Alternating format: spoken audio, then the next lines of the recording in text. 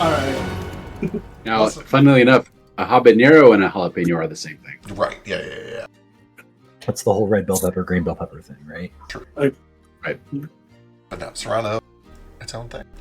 Also, this is too much. It's going to be very spicy.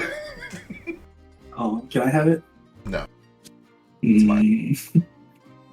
Anyway, hello. I need. Oh, Oh, I'm just talking about the Thai restaurant that I go to too often.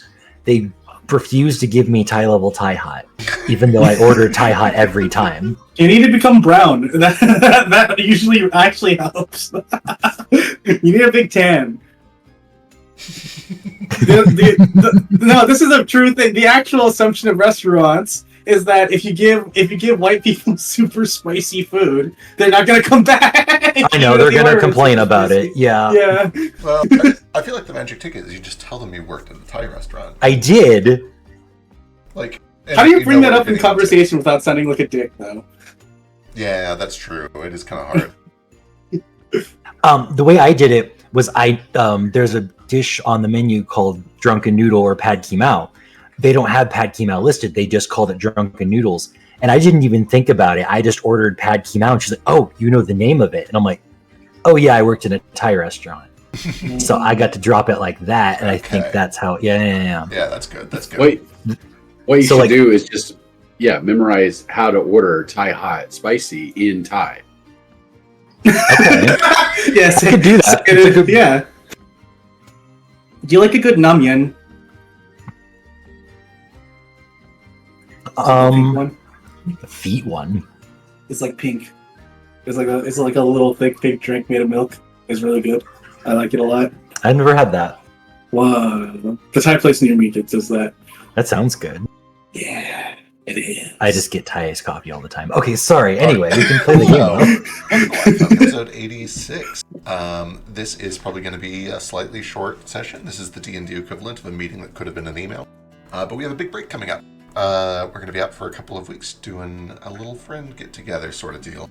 And I want to know what I should be prepping during that time off. So it was very important that before I go, we figured out how these parties are splitting and where everybody wants to go next. To that end, you guys have all done business here in town for a few days. Some of you for a couple of weeks because you got back earlier. Some of you still have lingering things that you want to do here in town. Some of you have things that are just a hop away through a portal. But before we get to those individual things, I want everybody, we've all gathered around the campfire, and I think it would be a good idea to discuss the party's next moves. Jane and Baby Boy and Foster are not available today, but they have all kind of made it clear that they have interests. They will propose a few missions. Foster is kind of along for the ride, but he obviously has a personal stake in going down to investigate and possibly confront the Desolate King. However, he has made it clear he will sort of follow Ethan's lead on this. It sounds like Ethan has plans, and if Ethan thinks that it is wise to do something else before just directly confronting the Desolate King, Foster is kind of going to stick with Ethan on this one, it sounds like. Jane is very interested in performing her ritual, which requires going to Baby Boy's home, to the nowhere, to the library. She can be persuaded to go somewhere else, but that is kind of her desire. Likewise, Baby Boy wants to be a part of that, so the two of them are kind of leaning towards doing a little trip to this strange dimension, this nowhere, so that they can do some magic there. That leaves the rest of you guys. There have been two big missions that have been kind of proposed. But before we jump into what each of you guys would like to do, Jane has discovered some things in her research, studying the schematics and blueprints for this big machine that Fetch and Sketch's mom is trapped in. And those notes might influence this decision. So, unfortunately, Jane is not here, so I'm just going to kind of spill it out of character. Or I guess we'll kind of play it out a little bit. But essentially, as she sits everybody down, she will look to Fetch and to Sketch. And be, so, I've found some things about the machine, about how we might be able to get your mom out. Or rather, things that might make it harder to get your mom out. Where'd you find it? So when we, in that laboratory, when I gathered up all of those papers and notes, I've been studying them basically since I got back. And she riffles through like a huge stack of files and folders. She got some of them marked little bits of bookmarks and red string popping out here and there. And you have probably seen her essentially spend the past 2 weeks doing very little other than just study these notes. And she's finally got them all organized, and she spreads some of them out. She grabs like a little tray or something to start spreading papers out. You're welcome to look over my shoulder if you want. A lot of it is technical, but the diagrams might be useful at least. The first and most important... I would like to scan a random page to see if there is at least one word that I understand the meaning of. Excellent. So the first question is, I guess it would be a combination of Imric and Common, and frankly, it's probably mostly in Common. So sure, give me an intelligence crafting check, which I think is just a crafting check. Not bad. Yeah, there's a few in there. You certainly understand, like, power source is a word that makes sense to you. You probably don't... There's like some very low-level stuff that does actually make sense to you. You have no idea what what a gear shaft is. You have no idea what a lot of these terms are. But there are words in there that you understand for sure. Not many. I stroke my chin thoughtfully and slowly nod, and then tap the page with a claw. Yes, here, yes, screws. Yeah, screws I see. That might be the missing puzzle piece, Jane. Screws. Perhaps. Screws are a fastening device. There are thousands, if not tens of thousands, on this device. But yes, there are screws in this. Anyway, that's not the important part. The important part is... And there's a double meaning.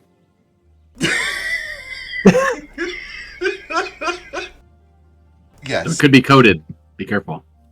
Yes, and in fact, some of these things are coded. I've had to do a lot of deciphering to get to some of this. So first, I'm going to start with the worst news. I think the worst news. And then the rest of the news is also bad, but it's not as bad as this. So let's just get it out of the way. And she flips through a few pages until she eventually lands on one that is mostly a diagram. And to Fetch's eyes, it is probably mostly indecipherable, but Sketch is probably able to make out, at the very least, the scale of what he's looking at. And it appears to be the inside of this machine. And within this machine, what she points to and what is circled there is a core room, a chamber at the center of the machine.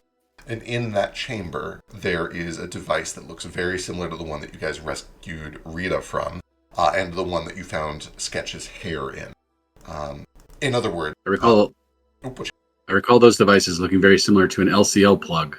Kind of. I don't know what that means out of character, but you might. It's an Evangelion. Somebody gets it. I get it. Oh, yeah. It's weeb shit. Okay, I would never get that. That one's for the audience. That's for the audience and the weeb. It did actually look like that, though. Yeah, it might have. I've never seen it, but I don't know. It could have. So... I found a bunch of notes. They were working on a way to draw more power out of the pilot, out of the operator. And they were still working on it. It wasn't really ready to do right away. But when the volcano erupted, they decided that they needed to do it if they were going to transport the machine quickly. And so I have reason to believe, since the machine got away on its own power, that they have pulled the trigger here. This method is to permanently bind the operator, your mother to be clear, into the machine, here in the core of the machine. They were worried about doing this not because it is a danger to her, in fact she is still as safe as she probably has been, but because they were worried about something called value drift, which is what we saw in Drifter, where he was feeling oddly anti-combative, very pacifistic. He was worried. They were worried that if they permanently bound her to the machine, it could cause some of those problems. But I think they must have figured it out in time, because they did it. They did it during the volcano emergency. She is in there permanently now.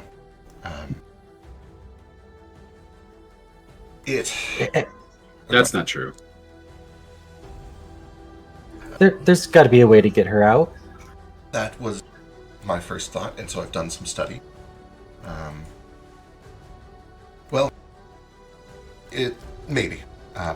So, if you just remove her, if all you do is grab her body and pull her out of the machine, She will probably come out unconscious for the rest of her life. She'll be brain dead. And the reason for that is because this permanent binding takes advantage of, and she flips through some papers, some technology that they did in one of their older projects. She's essentially being held in stasis in the dimension of dreams. She is, her body is trapped in a dream state. Her mind is trapped in a dream state, except for when she is being sent through the time loop to power the machine by torturing her. So in other words, she's going back and forth between these two states at all times. She is never free of those two states. She's in one or the other. Now, if we were to find some way to sever her connection to the dimension of dreams, then it would be safe to physically remove her. But there's nothing in here that explains how to undo that process. It's not something that they ever thought they would need to do. They plan on running the operator until the machine is no longer needed, or until the operator dies. Right. So, we would need some way to sever her from the dream, or she will be in there indefinitely.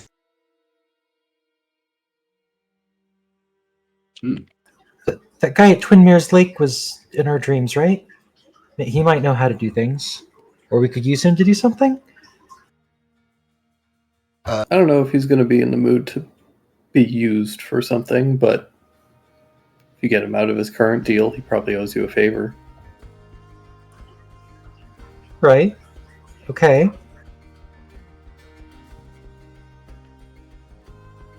That's where you're going, right? It's the plan. It's that, or maybe head to Unma, depending on how people are breaking up. I'd rather head to the Twin Mirrors first, because frankly, the person that I want to meet in Unma, I'd rather not meet. Ethan or Branch, both of you give me like investigation checks or arcana checks or occultism check, like magic or investigation, your choice. Investigation.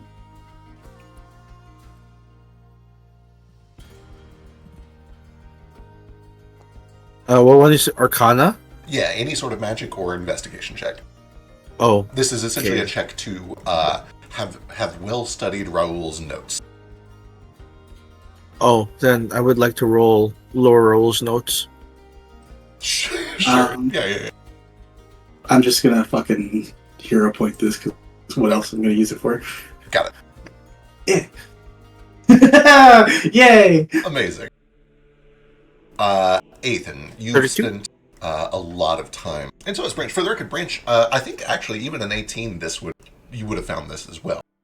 So Ethan remembers it slightly before you, but both of you recall, as you've been studying Raoul's notes, you remember that he was contracted for a Tesseract project called Project Paradise, which is essentially a project where they were trying to make a virtual dreamscape in the dimension of dreams that people could go into at night and like live out a paradise. It was going to be marketed commercially so that people could essentially enjoy paradise in their sleep. The Inception thing. They were trying to make an Inception world for people to live in, and then they would monetize it. As part of that, when that project was severed, because a lot of people fucking died, there is note of a machine that he was working on as part of that project called, he called it Raoul's Demon. And it was essentially a device that would try to forcibly rip someone out of the dimension of dreams if they got stuck there. It was never completed to successful stability. It worked about 4 out of 5 times that they tried to use it.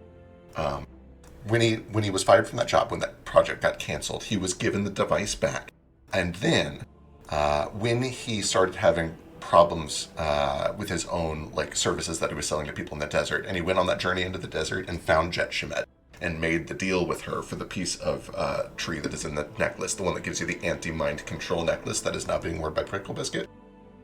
One of the things he gave Jet Shemet in exchange for that necklace was this device, was Raoul's Demon. Jet was a little shy and coy about explaining what purpose she could have had with it. But Jet, and he notes this in his journal when he made the deal, Jet mentioned that it could help them deal with a problem inside the keep. And that problem was apparently somebody that she called Nocturne.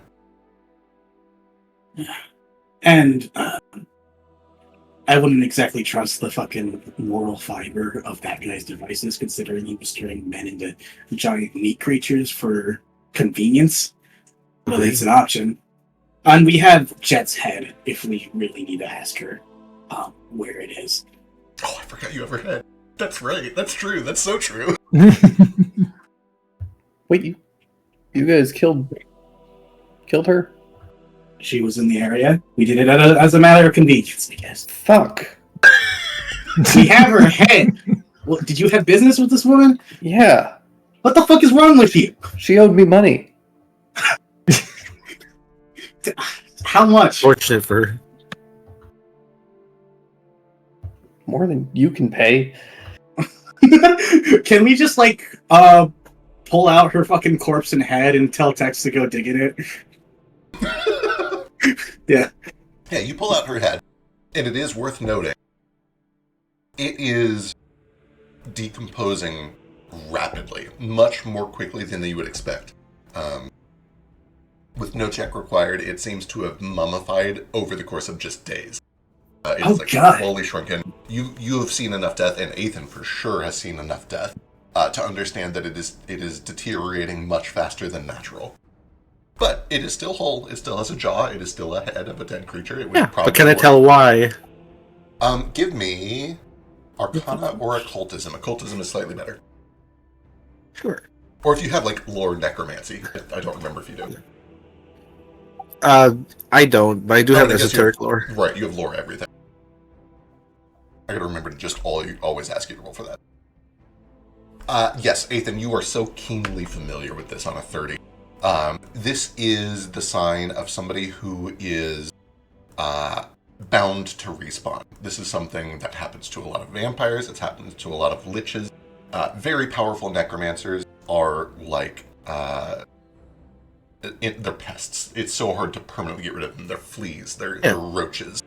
She is probably reforming somewhere. So can I delay this by doing something to the body? Interesting. Like a gentle repose. Yeah, certainly any spell or effect that prevents somebody from becoming undead. She is already undead, but it would delay her reforming for sure, yeah. Yeah, so she'll be back, but we can delay it. Would you say a gentle repose would do it or something like that? Gentle repose will absolutely buy some time. I'll say with your 30 lore check and your good understanding of necromancy, anything that would normally prevent a living creature from becoming undead will increase the time it takes for them to reform by 1d4 times 100%. So up to 5 times longer if you roll a 4. Nice. Let me see if we have a gentle repose here. Yo, Ace. Go on. Do you know how to deal with something like her permanently? Typically, there's an object that they permanently keep their soul bound to. If that is destroyed, they're destroyed. Do you know what For that example, is? I don't know what hers is specifically. I've not Gotcha. interacted with her too long. It's very unlikely she carried it on her person, though. It's very risky to keep your one weakness on you. Hey, yeah. Oh, the fellatio or something. Fellatio? What? What? A magical item. Something. Don't know necromancy. Sorry, your mic's a little... Little fun. Never mind. Goodbye. Jane will chime in. So it sounds like there are a couple of avenues that might be able to pull her out of the dream state. Either asking Tex's Tex's contact at the lake, or this device down in the desert. Those both seem like they might help get her out of the dream state. There are, unfortunately, some other complications. The entire machine, this war machine, this great beast of metal, is warded with a force field. It also blocks teleportation and a bunch of other magical effects. And this Baby Boy kind of chimes in here. Baby Boy has I cannot even pretend to do a Baby Boy voice. You're gonna have to forgive me. Baby Boy jumps in here and says that he studied this abjuration field, this ward, because that's his specialty, is arcane security. And he has discovered that it is very similar, almost suspiciously similar, to some of the wards and force fields that the librarian uses at the library. He, when he was younger at the library, would sneak in and out of those force fields using an artifact that belonged to the librarian that he kept tucked away in a closet where he thought it was safe, but he knew where it was, called the librarian's key miller. He called it the key miller device. It is a magic device that is it allows you to essentially unlock these wards. If the wards work the same way, and he seems pretty confident that they do, theoretically you could get through that if you were to go get your hands on that key miller in the library in nowhere. Jane does kind of chime back in. Apart from that, it can also be unlocked with access codes, or rather, it is one access code, but two people each have a half of it. So you would have to get these access codes from the two halves. One of them is known by Marlon Vinsky, and the other one is known by Howard Tannen, which is a little strange. I don't know what to make of that, but in theory, the two of them know the code if you put them together and could disable it. I don't know how you would convince them to turn off the protections for their machine, but that is another option. Alternatively, if the machine doesn't get any orders from authorized users for 1 year, the ward drops. So I guess that's a possibility.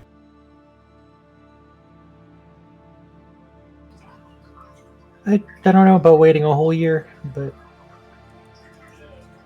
we have options. It sounds like that's better than the first news. Yeah, thank you for doing it in that order. Right, yeah. The last one is still bad news, but maybe not as bad. Essentially, this entire device is rigged to self-destruct if it is too significantly damaged or if the power source is removed from it. So, I guess be ready to deal with that. Okay, so we need a quick way out too. Oh boy. Yeah, 3 things. We need a quick way out. You need a way to get your mom out of the dream, and you need a way to get through the barrier.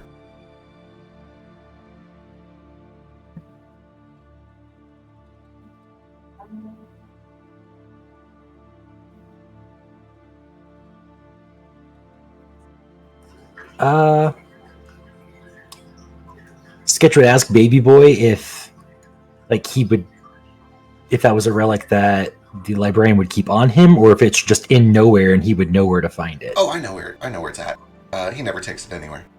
He thinks that I don't know where it's at, but I do. It's in the library.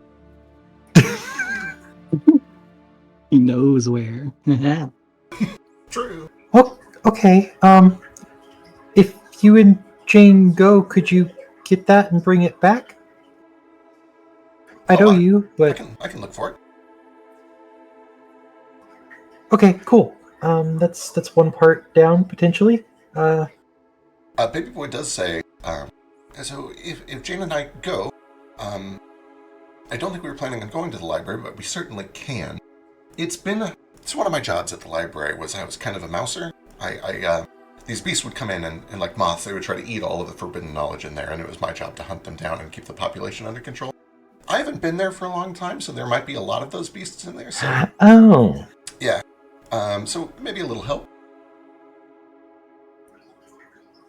Yeah, okay. Probably do that. I'm just trying to decide which parts we need to do first, and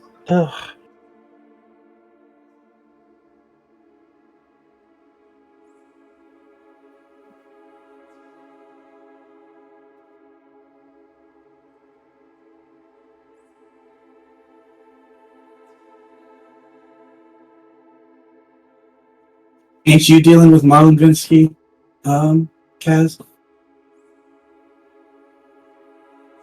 Planning to, yes. Seems like things are sitting up on that end, at least. By taking care of you mean killing him and everybody he holds dear, right? Maybe not quite that far. Maybe stick to efficiency. We're gonna do it anyways, but I'm gonna look at that code or whatever he has out of him first.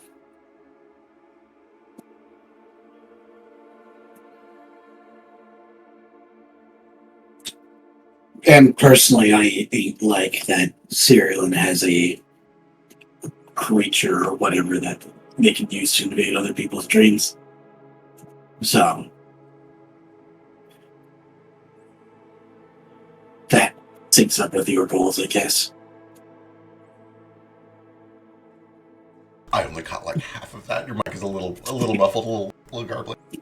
Oh, gotcha. Oh, much Hold on. better. So much better.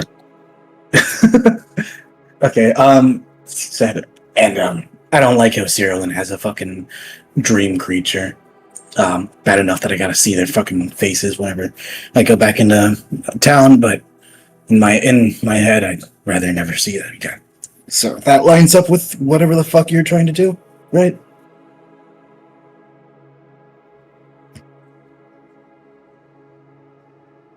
You ain't gotta do every step by yourself. It sounds like rescuing your mom is a multi-step process.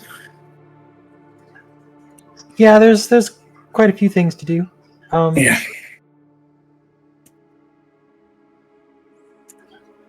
I mean, we kind of need him to get out of his predicament and not be dead to help my mom, though. The dream demon guy, I mean. I wasn't planning on killing him. Just wanted him to stop working for Cyrilin.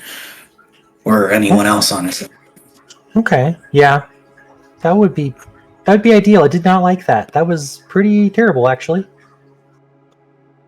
Sounds it.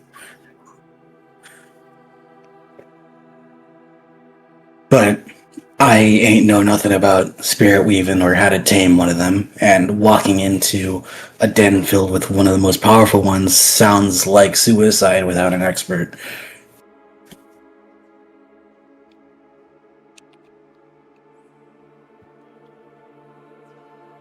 Yeah.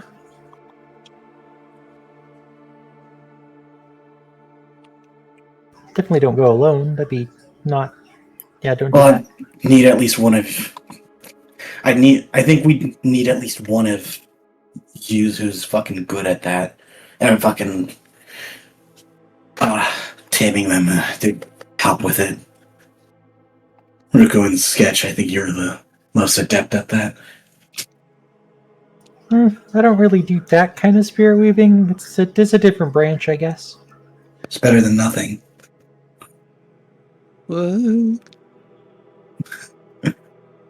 Ruka, to catch you up, essentially, Branch is asking, assuming you guys go save this dream demon, he's hoping to find somebody who would be able to negotiate with it for breaking their mom out of this machine at the right time. Ah, well, yeah. When Branch said somebody who's good at taming demons, Ruko was going to say something and then like didn't wanna, and then he's like, okay, yeah, okay, maybe. I think I know at least something to leverage something to convince him. Like? Think your At least- brother could come? Oh, Damn. so he couldn't do it. I do so much better for. Yep. Mm-hmm. Okay, but can your brother come? He'd be useful. Wouldn't he? That actually does sound like a good idea. Wording. I mean, you gotta kill something. You gotta heist something. I don't know. He's got the blade. He's got that. Yeah, bad. Maybe. I could ask him. Cool. I don't know how he'll help though. He'll probably tell me that, but I could sure ask. All right. As long as you're willing to ask. Yeah. I mean, Wait, I learned out of character. I did learn that they were not harming me because of the pact. Something. Correct. This is the demon that was described in Aradia's notes, whose powers are contingent upon a pact that they have made. And part of that pact is that they will not use the dream magic to harm any members of the Zorakai family. Right. Okay. So fighting past the initial nervousness there, he's gonna be like, yeah. I think this is safest if I go as well. trying to do something. Apparently, he cannot, or should not, or binding weird magic he can't hurt me with dreams. But he'll still hurt me, probably. I'm not sure. Could you be more specific? They made a pact. And pacts are serious. We cannot break them. And what are the details of the pact? Can't use. It was from Aradia's notes.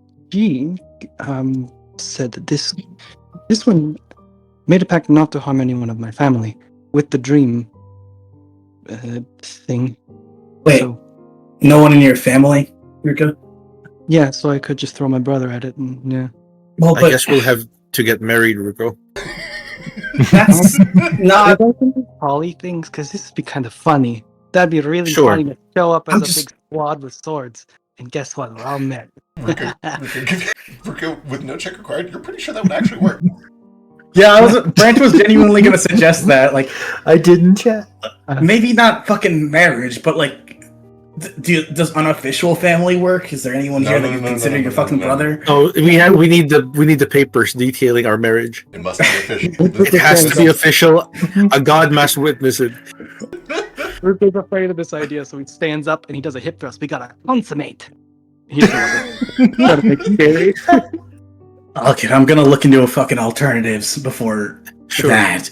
But I was You know already what? prepped to marry someone I didn't want to be with anyway.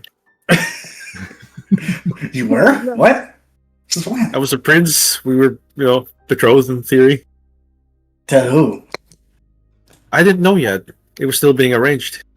I was Wow. also too young, so there was negotiations, but nothing solid. And then everything went to, well, shit. Man, high life is filled with fucking degenerates, ain't it? What the fuck is wrong with you guys? Wait a minute, what makes us really married? This is a great plan, actually, on paper. There's problems here, but what makes it real? I don't know. How do we have to actually consummate this? Well, yes, what- Is it legal? Is it written? What makes it real? you'll need to find the bylaws of the country first to see if it is allowed, and then you get an officiate to actually officiate it in front of a god or a cleric who accepts it. Magically Is that- done? Is that right? Branch might know. He's probably married someone before. So, You have the power to marry people. anybody that wants to can give me an occultism check. You can use lores if you know anything about, like, fae or pacts or anything like that. Esoteric definitely applies here. Yeah. Oh, if it's a creature, then yeah, it's specifically also very effective. So, Can I give you religion? You So- can, but you'll get different results. All for right. creature, this is too high or whatever, Got or rather, the DC is too lower. Four. Branch, most of your experience, Branch, is with demons and devils. And your understanding is that it's a very formal, like, by the letter of the law sort of deal. You think that, like, there must be a contract somewhere. The contract probably describes it as any member of kin or family, which would require them to legally get married in front of some sort of an ordained minister or something like that. That is Branch's approach. Everything that you just said is fully in line with what Branch probably believes. Ruko, Sketch, and Athan would all better understand that, especially because it's described as closer to a fae deal. The important thing is that whoever originally made this deal, this pact with the monster, it would be their understanding of family. So whatever they believed made them family would make them family. So who wrote the pact? That's a great question. Yikes. Wasn't it your mom, Ruko? No. No. This is like 1,000 years ago or something. No, gotcha. When the realms collided and then the whole Blemadil became in the portal. What the Yeah. fuck was? You're Yeah. sure You it's got a not your family? mom? I thought you guys were like immortal or something. What? No. Are you not like 400? No. I just hang out a lot with the weird okay. I'm No. 400. He's still a See, virgin. he doesn't by look the way. like it either. I'm a skeleton. No. Literally that. I mean, okay. Well, he kind of smells like he's 400. He smells like patchouli. The original pact was made by a mostly destroyed civilization, the Ifixi, with them at the time. Spirit Weavers made the pact, so they don't know exactly what the nuances of their binding agreement and their understanding of marriage would have been, but it is a clever option. I just don't know who. Could we not go to Blemodil and check their papers? Well, we could go to Spirit Water or to Legal Water. Your home. He's in the island one. He's the unconquered nation. That one. Well, in theory, this person who did the pact is one of your people. Yeah. What do your people believe is family?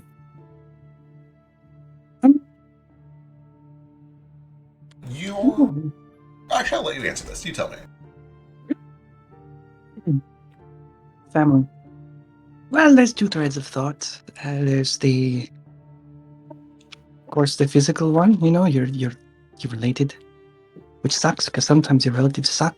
But then there's the other one. I mean, we put a lot of emphasis on kind of both. That's why I'm confused by where the marriage ties in, because they could have believed that the marriage was aligned, so it would have been the genetic line of whoever this family is related to if they don't harm them. Or it could have been, which a thing that we really believe in nowadays, and I believe back then, which is like your found family, that kind of thing. It's not so distinct. It's not so rigid. I think it's very complex. Oh, jeez. I don't know what I'm saying, honestly. You're kind of on the right track, though. They do have the institution of marriage. They do have family unit. But certainly this would also extend to adopted children. This would certainly extend to people who brought into the family through marriage, even though they weren't originally part of the marriage. So it is a little bit broader than pure bloodline. But it is not so broad that you can just say, oh, this is my best friend. He's like family to me. That would probably not fly. Yeah. There's a lot of emphasis on it's a storied culture. It's a long time. Lots of stories. There's lots of things that bind with each of us to each other and to community. So it's less isolated and rigid. You know, it's dynamic. I see. So I can see two ways you can do this. You can adopt all of us, Ruko, or we can all marry you. Oh my god, I can be daddy. I love that we put so much study into the lore for this plan. It's clever. He could not harm any of us. That's a good. I mean, you know how much you have to spend on magic to be that cool? We can divorce later if you're not happy with the marriage. Or you can disown us if you're not happy with us as your children. Yeah, you can also disown us. That's what you can do to children. You see, put them back in the orphanage. This one's kind of weird. This one licks his fingers when he turns pages. I want a different one. Honestly, anyway, I don't know. You were good to be consummated. I really don't. That's why I'm scared. I don't want to choose this one because I don't know what you're gonna do to me. So you guys are weird. I don't know what you think marriage is, but usually what happens is a man and a woman get together and then say that their bank accounts are shared and then spend the rest of their lives miserable with each other. What is a bank account? Banking system. Didn't you start a financial organization? Well, it's not an account. It's just my family name has a bank tied to it. Recent Famadorian shit. Easier ways to keep track of money and shit like that. Bureaucracy. Who cares? You know, one time back in Blemodil, we had this one couple. They were really cute together, and it was funny to know if they would be lasting for a long time. What they did is they had to tie each other's wrists together with some twine, and they had to stick with each other for 2 whole weeks before they got married. And then when they got married, they got to sever the tie.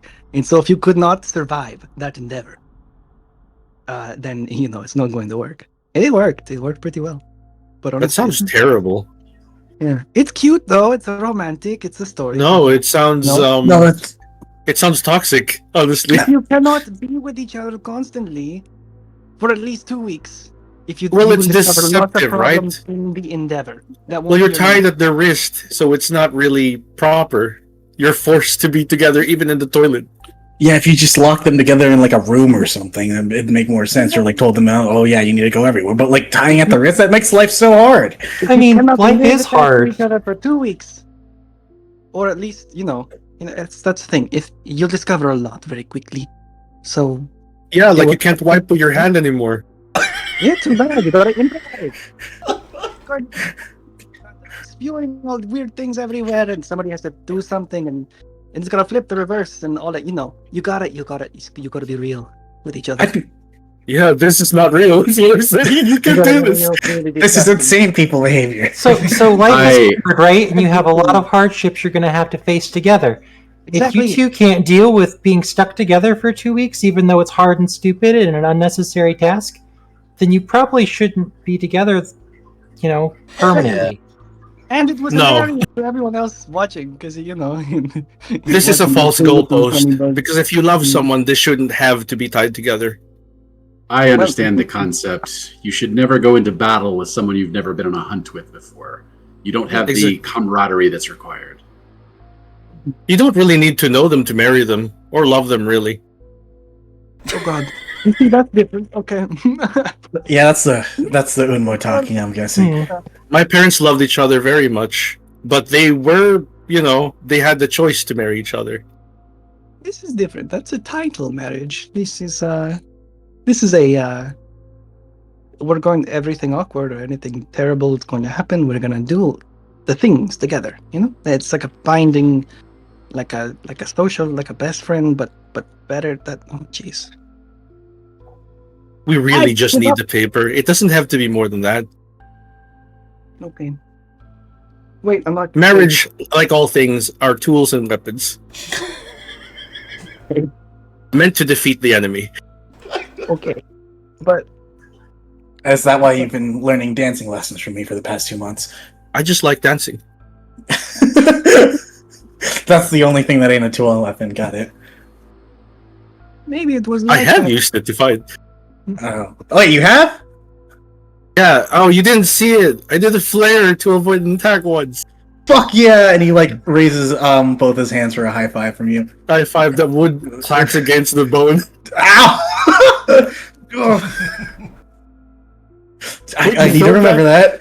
Yes, I did. Oh god. Okay. All right. So with that, one of the possible missions emerges, which is to head up north, possibly stop in at Regal Water and the Spirit Reavers, to talk with them. If you feel like pursuing the marriage plan, you could talk to them there.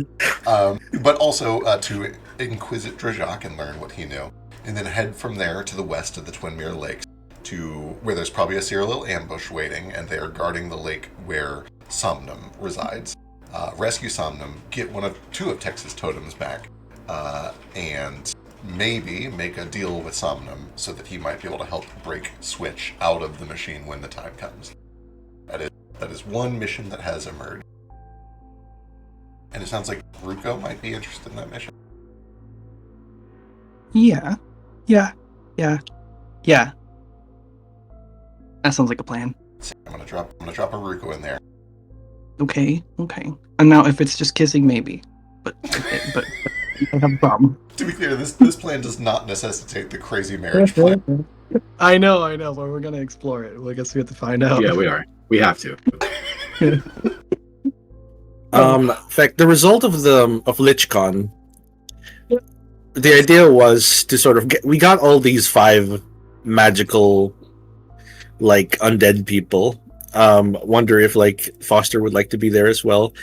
Is we are going to try and transport Argumentivex's castle? Was Yes. it himself? Yeah. How did that go? Um, In theory, we all made a ritual together from scratch. yes. It would help this. In theory, this is possible. This is going to require multiple steps. The big question is, where do you want him to end up? You guys can essentially have a new place waiting for him anywhere that there is a strong necromantic ley line, which essentially boils it down to the desert or the islands to the east of the desert, or the Whistland Isle, which is where you guys know that there is a door to nowhere. So anywhere in the map region that I'm about to circle when it finishes loading. Well, he does seem to be good friends with Baby Boy. Maybe they'd like to be neighbors. My other suggestion was to kind of put it in Del Muerto.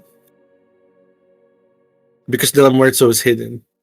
So the trick with doing Del Muerto is that Del Muerto moves, and as well, I guess it'll always be on some sort of a necromantic ley line. Right. If we somehow do what Del Muerto does, in theory, the castle can also move. That's true. Give me an occultism check or a lore check. Either one's fine. Yeah. A necromancy check. Here we go. Okay. 21. Doable. It's going to make this ritual harder, and I need to be so clear with you. This is already a pretty hard ritual, and there's a very real risk of this failing. Yeah. So that's a possibility. It will make it harder because you're working with even more complex factors. Yeah, I will fly that by the group if that's something they want. It's not a necessity. The necessity here is we don't want our ally destroyed because he's in tactically important land. Right? Yeah, that's fair.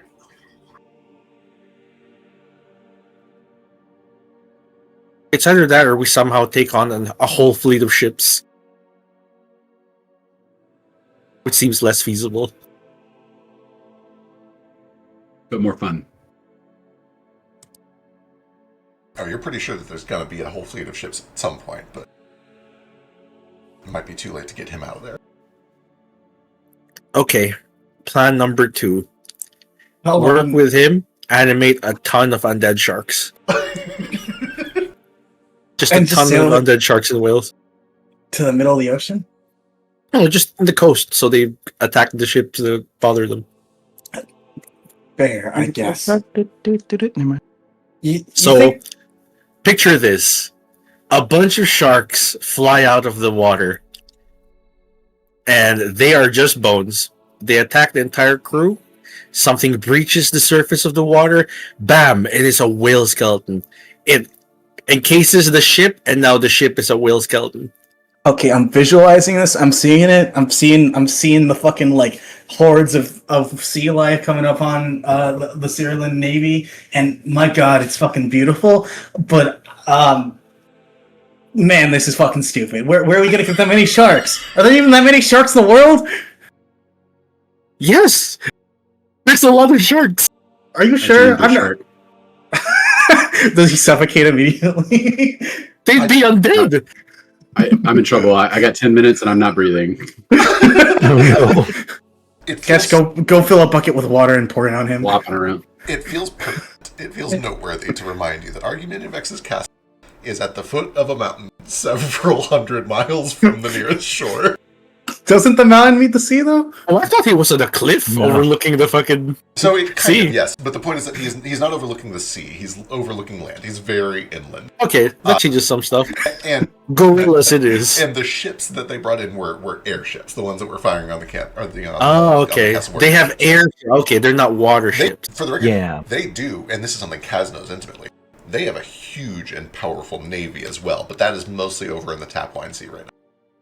Because they're locked in an internal war with the pirates of Corsica. Hey, Is this- I don't know if you guys knew this, but they've got a very big and powerful regular navy, like the wet kind too. But they're kind of over in the Tapwine Sea at the moment. You think a bunch of sharks should destroy yes, them? the wet Like, navy. actually? The wet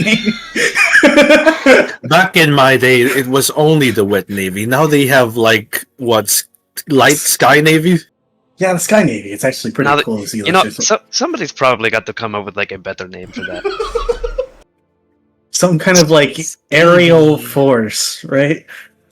I think it's someone just else too is new. Sky- Navy? I'm sorry, I quit dragging tokens out. The Sky Navy, yeah, maybe. Scavy Jones. Either way, Shoot, I don't know. with my limited understanding of magic and sharks, both these plans sound reasonable to me. I don't know much about this guy, but he was nice. He paid us.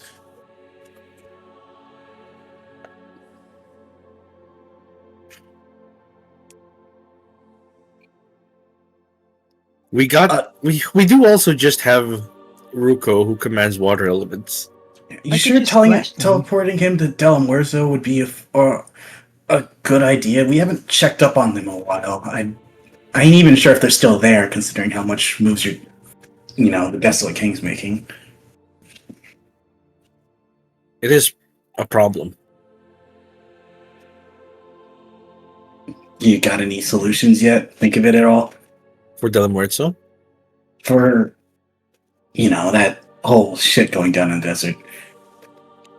Yeah, I'm giving Cyrillin time to move forces out there. I have a kind of drastic plan that should just stay in this circle. Is when I talk to people who are experienced in bombing places, we're going to go attack the Cyrillin capital itself. Declare war on them as a desolate king. Have them move their forces. There are a lot of people in that capital, right? Like, some might not even be allied with Cyril. I know, but it's kind of you said it. It's kind of fucking drastic. It is drastic, but I am only targeting key points. I'm afraid guard towers, the palace, whatever. That is just going to tighten their hold on all their other fucking satellite states. Who knows what the state of Famador is going to be after you do that? Well, if this works, they're going to need to either pull forces back because the capital is in danger, or they'll have to attack the person attacking them, who, in their mind, will be the Desolate King.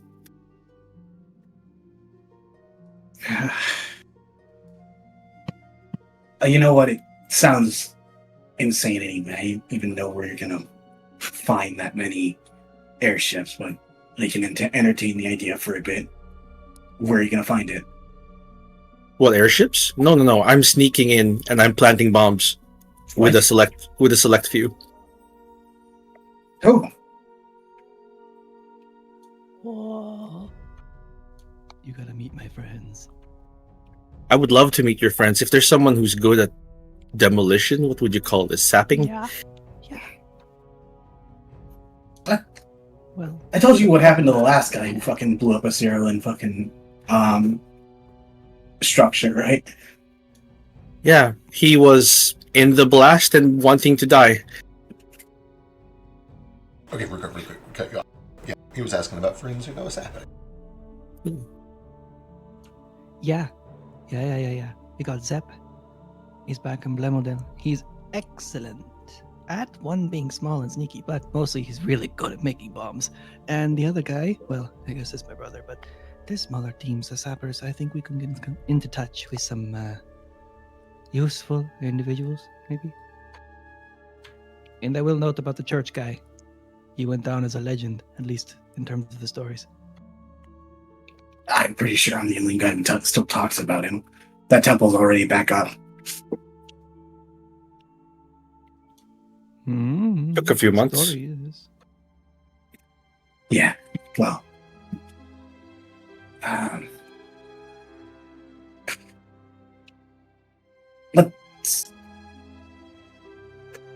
You got any other plans? Is that your only one? Relying on the enemy of your enemy to kill them all for you?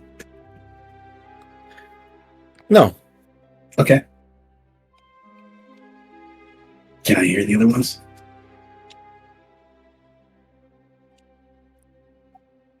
We'll need to attack the tree. That convocation point that Foster saw in his nightmares, right? That's what's causing all these mind control things. Yeah. I gotcha. And it is just outside the fort, not inside, thankfully. The problem with that, it's going to be a tide of dead.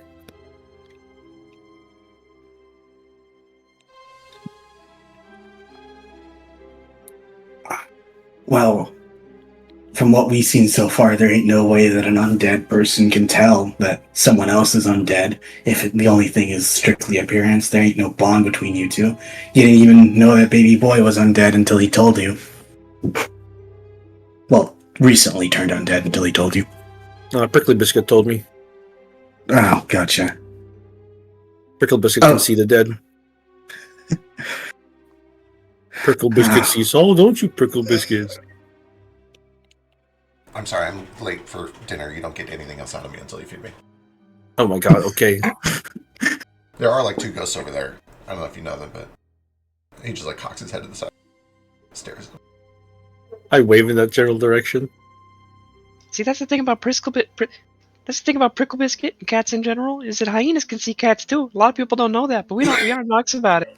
Did you realize you said hyenas can see cats too? Oh yeah!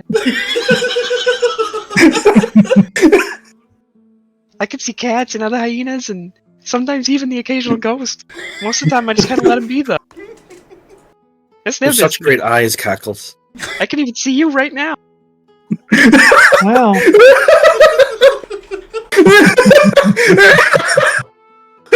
Here, watch this. He does that hyena thing where he like tips the hyena and husky thing that they both do, where they like look over the back of their shoulders. The upside See? down look straight back.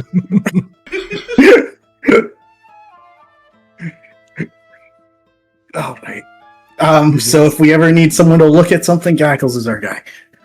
Can you guys tell I'm tired because hyenas can see cats too? I do think it is funnier that it came out that way, though. I thought you intended that.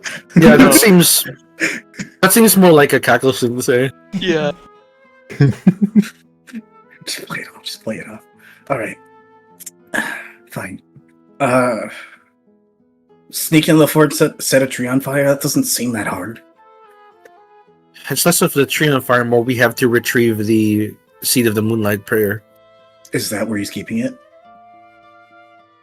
It seems it's the only thing I could think that would be it. We got anyone who's... You think, like, that tree is, like, planted of the seed of the moonlight prayer? From what I understand, they're using fucking bark from it to, like, make their obelisks. Yeah, they have little bits of the wood. I've been collecting them. How's there he has a very complicated way of bringing back people from the dead that I don't remember all the steps of. Can we get a refresher on that? Yes, your refresher is they are pulling souls from the afterlife through a portal that was opened between the afterlife and La Echelache's lair. That portal was opened by Joaquin in exchange for gold, and that contract has been canceled. That portal is now closed. Theoretically, they are no longer able to do that. Then they would ship those summoned undead down there, where they would be automatically placed under the mind-controlling influence of the tree, which is, by happenstance, also doing a ton of mind control to the undead that are already here on the world. Gotcha.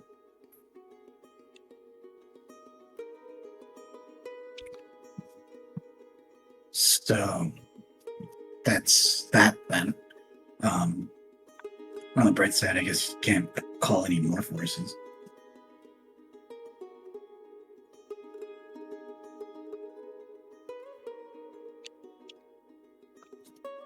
Do you want to go ahead with that, Ethan? Do you just want to wait a little bit more? Just do other things first? What other things? You know, just, I don't know, prepare, maybe see if we can get other allies. The Dream Spirit seems like it'd be pretty useful to have. I believe that's what we're doing now, isn't it? Yeah. Going to Blemadil. Just seem pretty dead set on eventually going to the Desolate Keep. Just wondering if you wanted to get other things done first. It is what I was brought back to life for. Yeah, I get you.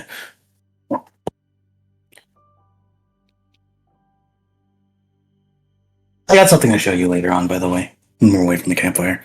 Oh, cool. Sure, yeah. Is it a new move? Something like that. Well, anyone else want to pitch in with their ideas? On how to kill the immortal tree, sacred relic of a god. Take down an empire. Mm-hmm. Wow. That's What's that? what the heck? Yeah, that So was very quiet. No. Ruko, you're a bard. You're gonna have to learn how to project. I've got you at 200%. I can barely hear you. Okay. Let me put my projection spell on my own voice. Here we go. I'll be back in a little bit. Getting quieter, Jesus Christ. He says he's working out. It's like he's walking Not farther very and well, farther. apparently. While, The further he goes. while he's adjusting his input, Tex, is it safe to assume that you were mostly interested in the Twin Mirrors mission? Yeah, he could make excuses to go to Unma, but I would rather be level 13 for that. Fair, understandable. Narrative reasons. Yep. Yeah. Like I mentioned, I don't want to attack the Desert King immediately. That's why the plan first is to sow unrest in Cyrillin. Make them scramble their forces. Make them call back forces, whatever it requires. Find more allies. And hopefully there's some in Blimadil.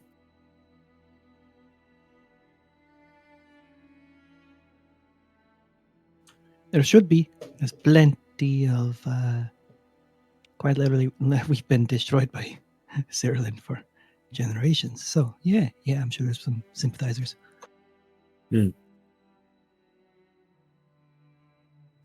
Or maybe we can whip out some badass spirit magic, Get some big allies in the ocean or something crazy. I don't know. Regal Water. They've got books, but they've got crazy things going on there. Maybe we can bring some allies into the fold. This is a long shot, but it's exciting. Maybe. It is.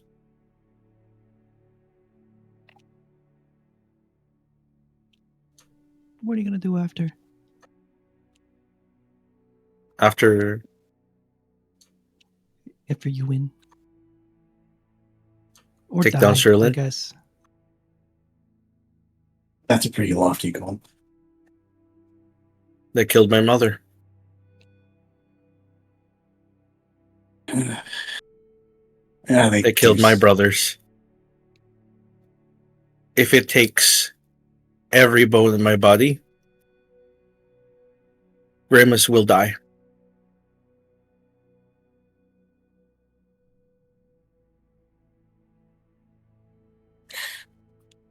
Fuck. You know, maybe I've been living under their boot for too long to think that it's even possible, but if anyone could, I feel like you could find a way to bullshit your way in there and kill her. I'm in the business of killing kings. Why not queens? Well, from what I remember, you died the last time you tried. I came back. He got better. And 300 years later, when there's another Remus in place, are you going to do it again? I think I can only do what I can. And I cannot rest when my mother's murderer is still here. Sure, yeah, I get it. Okay.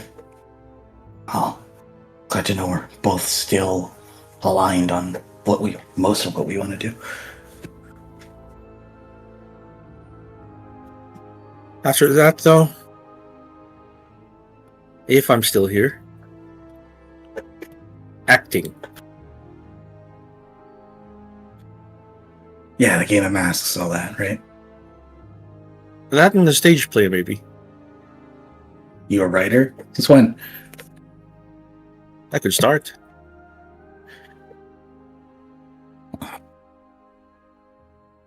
Take notes from Prospero. Oh God, I'm limited He's very exposure to the guy. theatrical. Think he's a fucking terrible writer from everything I'm hearing about him. Anyway, Really? I find his books very like scintillating. It's all that fucking lofty, like, oh, the way the fucking mountain meets the sea is so beautiful, and like you just gotta see it, you gotta see it. Shit type like that, like makes the world seem like prettier than it is, I guess. But I do want to see it when he writes it like that, and I think people need to know that there is beauty in the world because this place sucks. yeah, it does. But then you get there, it's like disappointing, ain't it? Actually, no. We've seen some cool ass shit. Fucking that walking giraffe was pretty cool. What's its name, Search? I guess It most was. giraffes already walk. There was beauty in the world. And now There it's still is. splattered with blood. Ain't that what you do? Don't you want it to be like that?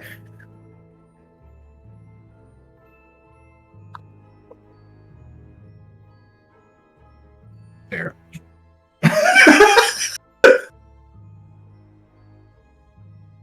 The point is, dirty as it is, there is beauty in the world.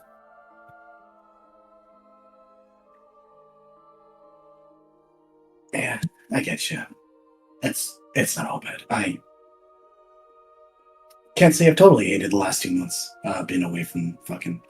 It's just like church. Just wish there was less of a fucking occupying force where after I got canned. But Hey, sometimes things are just so ugly that it becomes funny. oh yeah, definitely. When I wanted into town and saw a fucking like Sterling guard pinning down a fucking old man for stepping too close to their shit and drowning him in the well, that was hilarious, wasn't it? No, not like that. That's just shit No. awful. But other things. You ever fuck up so many times that you kind of think it's funny? Like, let me just see what's gonna happen next. How can I fuck up this time? And then it's actually funny. It's not so bad. No, because when I fuck up, like that. because if I fuck up, people die. Not like, okay, guys, I'm bringing levity. Please just. No. Sometimes I wonder what lame I'd lose next time I fuck up.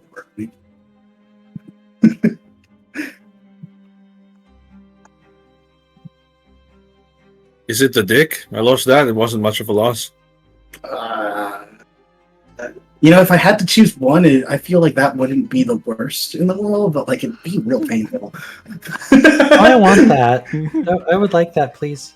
More than one of your No. arms? I mean, you seem to be doing fine without it. The terrible irony of this world is you lost your dick, yet you still became a boner. Wordplay. A what? I'm leaving. I'm. Let's go. It was No. funny. You're sticking here and you're explaining everything there. All right? On your way out, I give you a very subtle high five.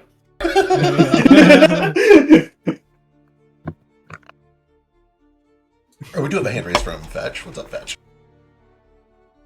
Oh, I want to do a quick little combo with Kaz before Philo falls asleep. Yeah, absolutely. Let's do it. That's fair. Too late. Oh, nuts!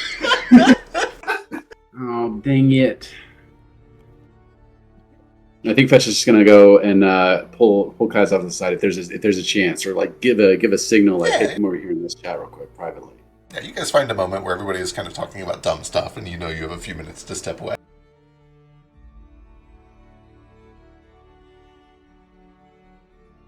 What is Kaz? What's on your mind?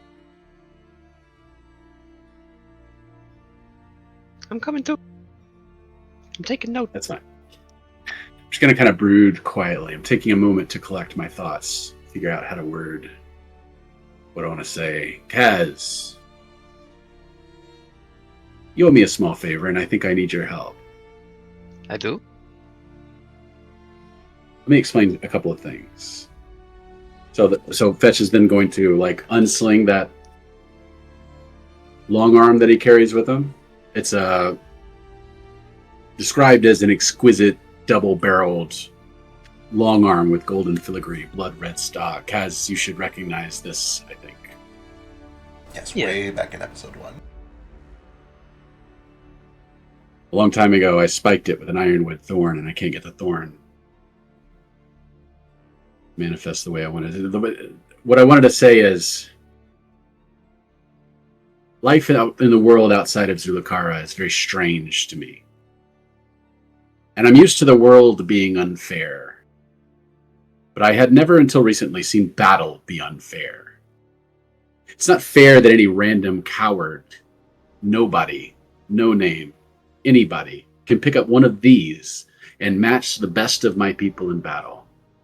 And that's why our way of life was erased. I did learn to become a brave warrior, and I put in the work, the practice. I struggled, I bled, and I sweated to earn the power to fight at the level that I do. And it took my entire childhood. And I did that because the more warriors at the top level of skill and fitness your tribe has, the stronger your tribe is. But that's just not true anymore. Not in the world that we now find ourselves in. And nothing can be done to restore that, and I've come to peace with it. So, just like no concern was spent for fairness against my tribe, I should spend no concern for it against anyone else. And I can fight with one of these things better than they can. This is your work. I think you can fix it. Oh boy.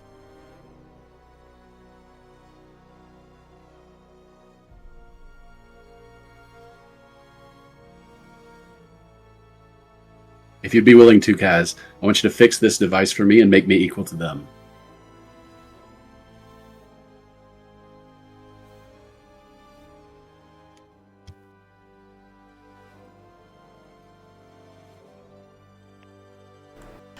He's dead. Hello? I'm thinking. He's thinking, okay. Okay, take your time.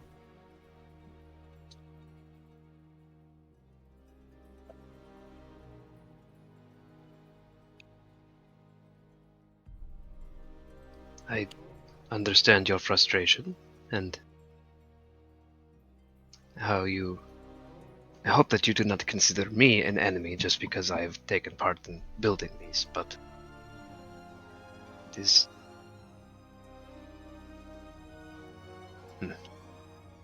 The more I think about it, the more I understand that if it wasn't you, it would be someone else. The progress of time is inevitable and cannot go backwards. So it's too late and it's not your fault. I don't blame you. But I do value your skill, and I think you can fix this for me. That's all I ask.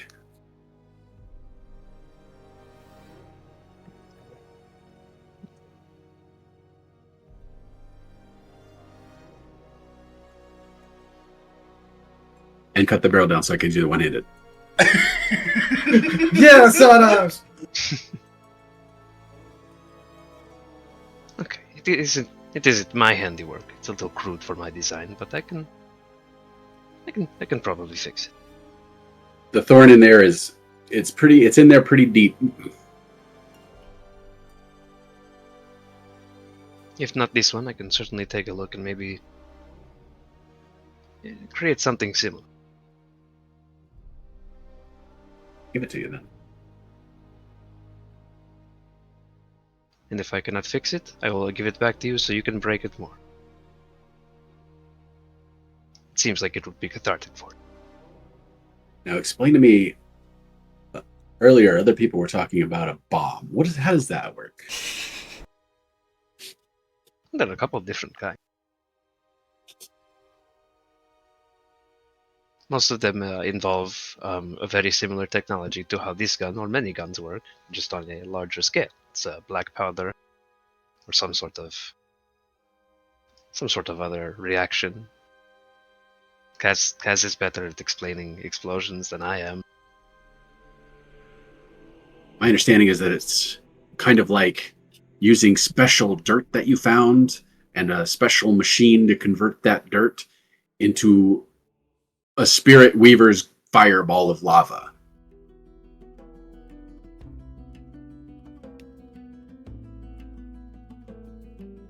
Sorry, what was that? Raz was yelling it. And Cackles was yelling it. Just like guns allow anyone to replicate the power of a great warrior, bombs appear to allow anyone to replicate the power of a great wizard. Right? An entire volcano, except small scale. I guess that's a way of looking at it. So in lieu of not being able to get any spirit weaving training like I was meant to be, I will learn how to make bombs Hell yeah.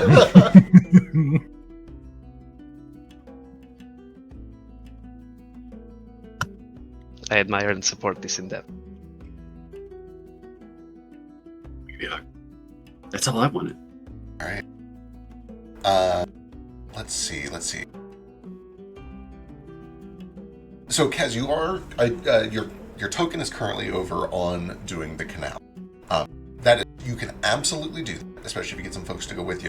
It is worth mentioning that at the very least, Fetch and Sketch know that they won't be able to get their mom out until they complete 2 of the prerequisites. They need to find a way through the force field and break their mom out of the dream. With that said, there's nothing stopping you from going over there and doing other stuff ahead of time, and then they can like teleport in and join you at the end if they've completed those other side quests first. I'm buying an airship and don't give a fuck about their mom. I'm going over there to get my family because I know they still have some hope. Hell yeah. I'm sorry, I don't mean any of that. It took a second for that one to click. Damn.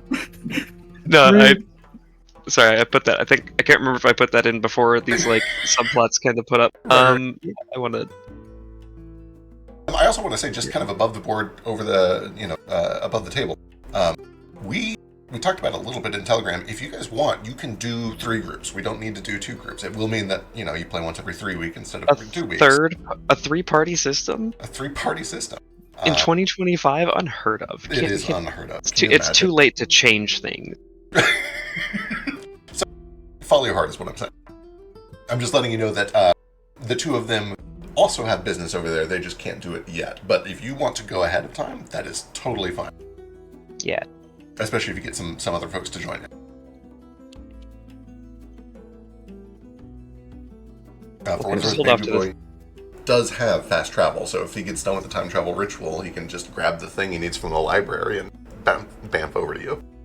I'll kind of just hold. Although he can't grab the thing with just 2 people, right? Because there's too many things there. He was concerned that the weird knowledge-eating moth abominations might be hard for him to fight on his own.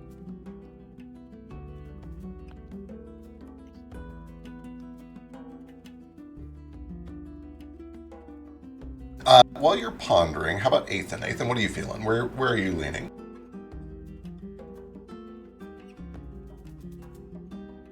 Well, I'm sort of leaning Somnum, Twin Mirror, Cerulean, Spirit Reverse. What's going on there specifically? What are they planning to do? I want to go to the Spirit Reverse because I need allies to help me attack Cerulean. Right. Or at least show me how best to sow discord in the city. Perfect. That is absolutely something that it sounds like you'd be able to find there. Rico has a lot of contacts, and he has other reasons to go there too. Yeah. It sounds like the plan after that is to travel a little bit west to the Twin Mirror Lakes, which are right on the border of Syria. Yeah. Where there is a Cyril ambush almost certainly waiting. And they're controlling the daemon that controls dreams, who has one of Tex's totems. Then we should do that. I would like very much for my friend to gain his body back and his totems. Perfect. I think those are related. Excellent. I will drop you into this group, and I believe Foster is going to come with you. Yeah. This will help us prepare. Maybe they can help us figure out how to safely get the seed out of the tree, or find a way to protect us from its influence while we do it. Excellent. All right, that leaves Fetch and Kaz and Brand, plus Jane and Baby Boy. Jane and Baby Boy are down to do a solo mission, but they have also both expressed that they will come along for another mission if there's something else you would rather do. So I'll leave it up to the 3 of you, Fetch, Branch, and Kaz. What are you feeling?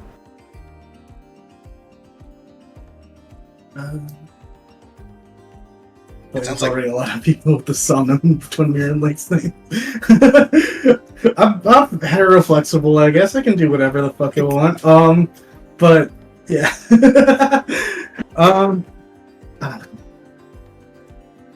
Do you think maybe in the Nowhere time travel ritual they might need some assistance in case they're attacked while working?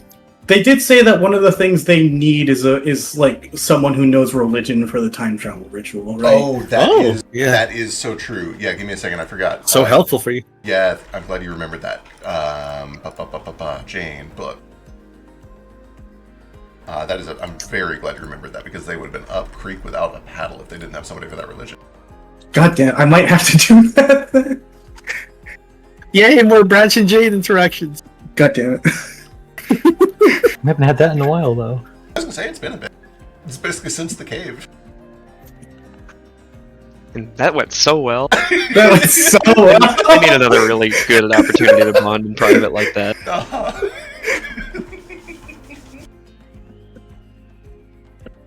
They've done a lot of stuff in the group sessions, though. That's true. Yeah, they have been kind of like going into town buddies a lot.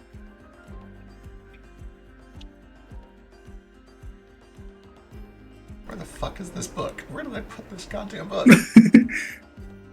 Anyway, I'm almost positive you're correct that it's just a religion check. Alright. If Jane approaches Branch and is like, hey, I need help with that, then Branch will consider it because he kind of thinks the time travel stuff is kind of cool now that he doesn't hate her guts. Yeah, bypassing the machine's force field feels like the closest thing that, like, Kaz would be able to help out with, and he's also kind of interested in the time travel shit now that he knows he's hot in the future. Yeah, I forgot about that angle too. Yeah, you know you're tied up in this somehow. Hey, I don't die in the future, and I get a cool eye patch. At least in that future. Yeah. Branch can undo a mistake, at least one of them. If you meet hot eye patch you from the future and you don't bone at least once, that was a missed opportunity. What would that do? I mean, presumably nothing, but It'd give you delta waves like Fry from Futurama. Consummated. Well, no, because I'm not like becoming my own grandfather. And right, banging myself. Yeah. Okay, yes, it just needs one person trained in religion. Yeah. All I think right. Branch might be the only person in the party who is. I'm trained. Isn't Oh, he? okay. I'm trained in all the magic skills. Yeah, I was gonna say I'm pretty sure Ethan had it. Thaumaturgists are weird. They just have trained in all of the magic skills, even though they don't cast magic. Yep. That makes sense. They study it. There's Rituals can be done by non-magic casters, which is neat. All right. Tentatively speaking, then I believe these are our parties, barring any like last-second things from Foster or Jane or Baby Boy. But I'm 99% sure Jane and Baby Boy will love this plan, and I believe Foster is going to be cool with going with Ethan. there's Okay. just one interaction I'd like to have Ethan if we're but Yeah. oh whatever, I'm interrupting you. No, go ahead. All right. I was about to say that this is essentially all I need to do my prep over the vacation, so I am happy. If you guys have a few lessons you'd like to play out here, that is totally fine. I gotta AFK real quick. Yeah, totally fine. Sure. Gotcha. Well, at some point, Branch is going to take Ethan to the side because he doesn't want this to be a conversation where that everyone could hear, and he's just gonna be like, "All right, so if you, so Game of Masks and all that is, do you actually become like a fucking new person with it? Like, you feel like, is it like a magical thing?" It's not a magical thing, but it feels like becoming a new person. All right. So like, how does that work then if it's not magical? You grow into the role. I think the theater term is suspension of disbelief. I getcha, kinda. All right. It's hard to explain it as a concept. It's just sort of something you feel. When your life is measured in centuries instead of years, it starts losing luster. Things stop being new and everything becomes more same. You have to make a decision to either change your perspective and try new things, but a lot of times you still feel like you. This is why when a mask breaks, you have to stop playing that role. It gives you that sense of impermanence, that finality. Enough for you to move on and become someone else. And you ain't wearing a mask anymore, right? This is just me. Sorry if I'm being a bit too skeptical of this. It's just we've been traveling around for long enough, and you know, I spent the fucking first few weeks hanging out with you, thinking you were someone else entirely, who I kind of didn't appreciate at all. I can't see any reason you'd still be pretending, although pretending that you're a prince does make a little sense. It's just wondering if, you know, this is you. It's not another mask. Well, if it helps, I'm not a prince anymore. Yeah. My bloodline is fucked. You ain't even got blood anymore. It's like a bone line? Yeah, a marrow line? I don't even know if I have marrow. Yeah. My name is just my name. It's a name that it's seeped in blood, in death, in tyranny and tragedy. For the longest time, I didn't know who I was, you know? I can understand not wanting to take that, but don't be so fucking dramatic. I don't know, you're like a good person. I don't know if Jahari ever told you, but like directly, she said the best thing about you is that you fucking care about other people. Apparently, that's uncommon in Unyo, from what I saw at least. It feels nice to care about people. Right, yeah. That's why I think bombing Cyrillin is a bit extreme. But I might have an alternative. I'm listening. God, this is stupid. And then he pulls out a drawing and shows it to you. I've been thinking more about the game of masks and the way that you described it and how you so fucking effortlessly became the fucking, you know, Narafi. It's because I knew him so well. And I promised him once we would be each other. Yeah, well. Oh. Don't tell anyone about this. I have I fucking know magic as well as I know my the fucking way the rest of the universe works, but what if instead of getting rid of Cyrillin by fucking bombing the shit out of them, we just encourage the world to stop taking their shit, to know that lying down ain't the only option.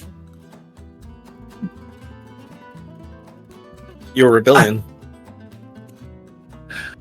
Yeah. Again, I'd rather that than, I don't know, killing a bunch of people. I know I'm sounding a little reductive with it, but like, what else was your plan there? Like, what else could have happened right there? Well, I'm not. But I just want you to know, I'm not going to bomb the entire city. It's not going to be a mindless destruction of people's property. It is key points in the city that let them know that we know their structural weaknesses, we know their leadership. My sister was working in the temple that asshole bombed. She could have been there in the wrong time at the wrong time. Can you really confirm that every fucking bomb you set off won't cause those casualties? Of course not. Yeah. So I'd like to not do that. Thank you. I'd rather a fucking... I don't know why this sounds so fucking stupid to me, but I'd like to have someone be like some kind of fucking force that shows, hey, these fucking warmongers, these like assholes trying to put their ways of life onto you, you ain't gotta take it, you know? And if no one else is gonna do it, I might as well.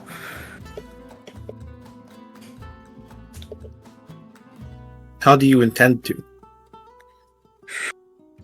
I was pretty close to the guy who bombed the first temple.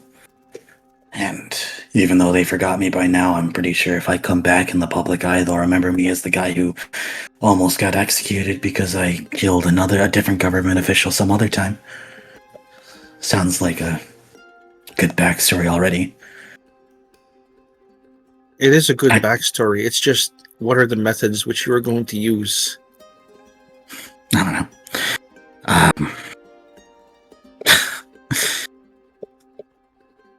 Well, first, I like to get some of their influence out of Famador. That might help. Showboating and all that almost comes natural to me, at least when I'm fighting. Talking to you, I've seen a bit weirder, and just the way that Ruko talks about it might be selling me on it a little. The idea that when you sell a fucking story to someone, it makes it feel more real than otherwise.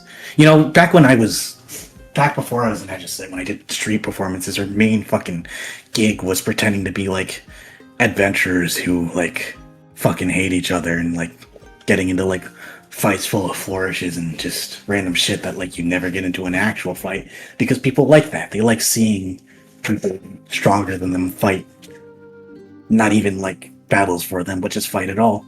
I'm wondering if this kind of like showboating, this kind of fucking like showing that I can beat you without putting a single finger on you will actually make Famador get off its ass. Maybe not just Famador, Blumnell too. Maybe I'm overreaching. It just sounds like a better alternative than going to fucking war.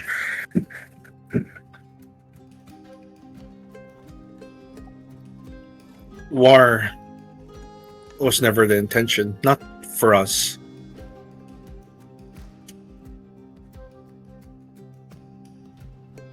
But they're already in the war. What I want is to just direct their forces somewhere else. Instead of on other people, instead of in Famador, I'd rather they attacked my enemies. Yeah. Yeah. That makes sense. You know, several people kept telling me that the fucking Cyrilid goddess ain't actually the worst person in the world. And maybe if casualties did happen over there, tell them to stop warmongering or whatever, but if something else is going on, I don't think a few bombs in their fucking country is going to stop them warmongering. I think it's going to... it's not to stop them from warmongering. It is to declare a war. Yeah. Anyway, does it sound good? Does this... Rico, are you listening in? One, it's a great mask. Are you sure? Like, the fucking... I like it. It's dramatic, and I can see the fear factor in it. Yeah, but how am I gonna fucking see out of it? Like, the slits maybe look a you little... Well, it could just be a glamour. Yeah? I wasn't Something thinking you can about see masks through. that they had to be real. I mean, you could make a real mask with eye holes and then glamour it to look like this.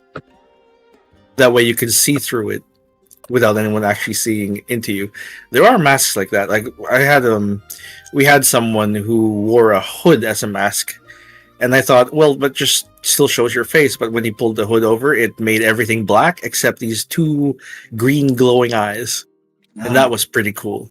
I already know how to wear a hood. That sounds cool. Yeah. They were just some sort of merchants who sold poisons too. I was like, okay, I see it. Some back alley dude. I like that character. Well, it's just a second. Ruka, you were trying to say something. Oh, just in the background, we were talking about Ruko's way of talking about stuff, and then the war and all this. Just Ruko in the background's like, we just take Holy Chrysicus and make them bomb themselves. It's simple. I don't know how to convince the Holy Chrysicus to bomb itself. Yeah. I also feel like that would be less directed than me bombing them. True. Okay, wait. He's not with you guys right now. I don't know. Yeah. Does it work like that, by the way? If this personality is real to a lot of people, if fucking people think that this, like, I guess heretic of iron persona is what I'm gonna call it, is like so real. fucking cool. Yeah, whatever. Well, you make it real. But the way that sympathy works like that, you know, like fucking magic does. I don't even want those powers, but do they manifest somewhere? If there's like a personality that someone makes that emerges as something like powerful, seemingly like cool, does it make them stronger? Does it make things stronger? You know, having studied the magic of sympathy for a very long time, there's this theory that if you've ruled a nation long enough, the way you rule determines what kind of person you become, because all the people, they associate you with what you've been doing. A kind, good person becomes kinder, better, the most noble king or queen, or I don't know, a non-gendered, a monarch, sovereign, yeah, just, or a tyrant becomes a tyrant, an even worse tyrant. We don't know if that's just power going to people's heads, or if they were inherently good or evil to begin with, or if it is the sympathy of people who believe what they are. Doing this is dangerous because at some point, are you you, or are you what the people believed in you? I mean, I don't Because when I was the promised prince, I was what they believed me to be. I wasn't me. What are you now then? Just you? Just Athen. I think I like that the most. Brand. Correct me if I'm wrong. It sounded like your question was, with the mask especially, does having a bunch of sympathetic energy driven towards it give it power? Or were you asking about yourself? Do you get power from people believing in you? He just wants to know what the effects of like a bunch of sympathy onto a person, like from like reputation or fame, can actually do to them. Got it. Okay. Right.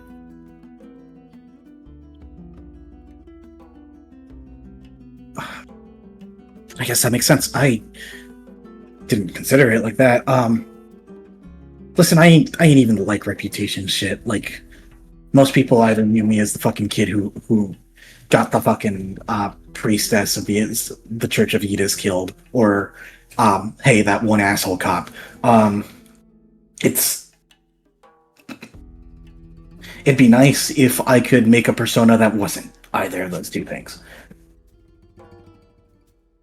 But I'm not hedging my bets on it. It seems lofty and kind of cringe, you know? Embrace the cringe, my brother. Sometimes that's what living is.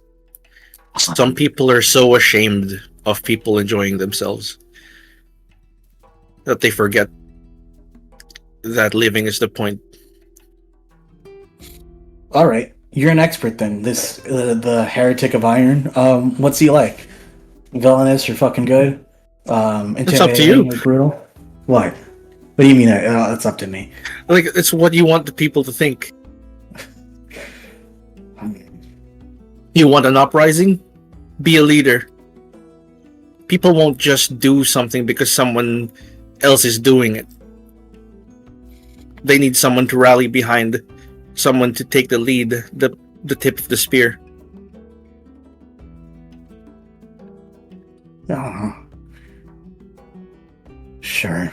I'll look into it. Being a leader sucks. As you guys are discussing this, back around at the campfire with the whole group, Sketch and Kaz have started to sit down with each of you guys to talk about your relics and what you would like your relic to be. Your relic can either be a new item formed from the aether that kind of just pops into existence as they work on it, or it can be an item that is already of some importance to you. It can be something special to you.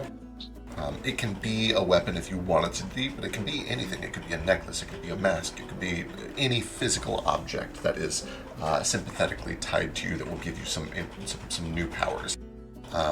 We still need to hammer out all the mechanics of those between sessions while over the vacation, but I do think it would be good if, real quick, each of you told me what your item is going to be. Not necessarily what it does, but what the object is. I have a few guesses for several of them, but I am curious. Does anybody know, like, right off the top of their head what their relic is going to be?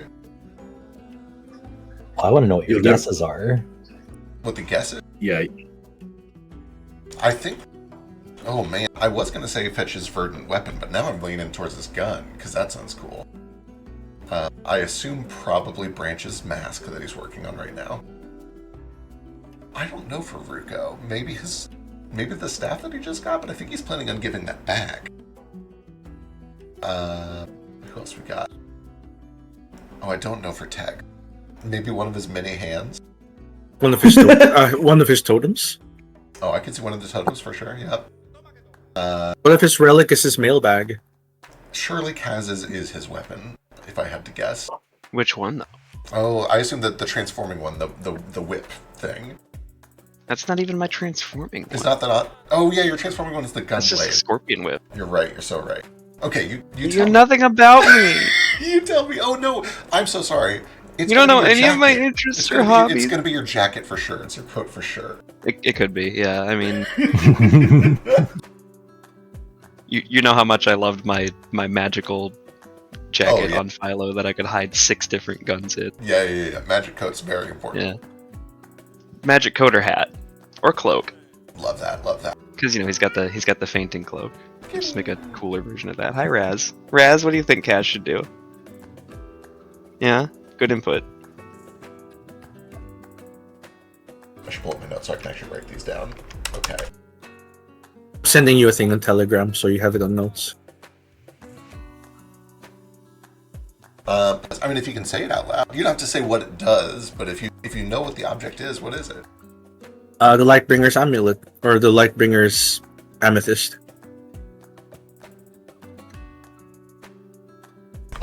Amazing. This pendant of amethyst, presumably worn around the neck, will glow with some sort of magic. Excellent. I'm sending you a thing. Perfect. How about Branch? Do you know what your item is? Probably his arm, his prosthetic. That makes so much sense. I don't know why.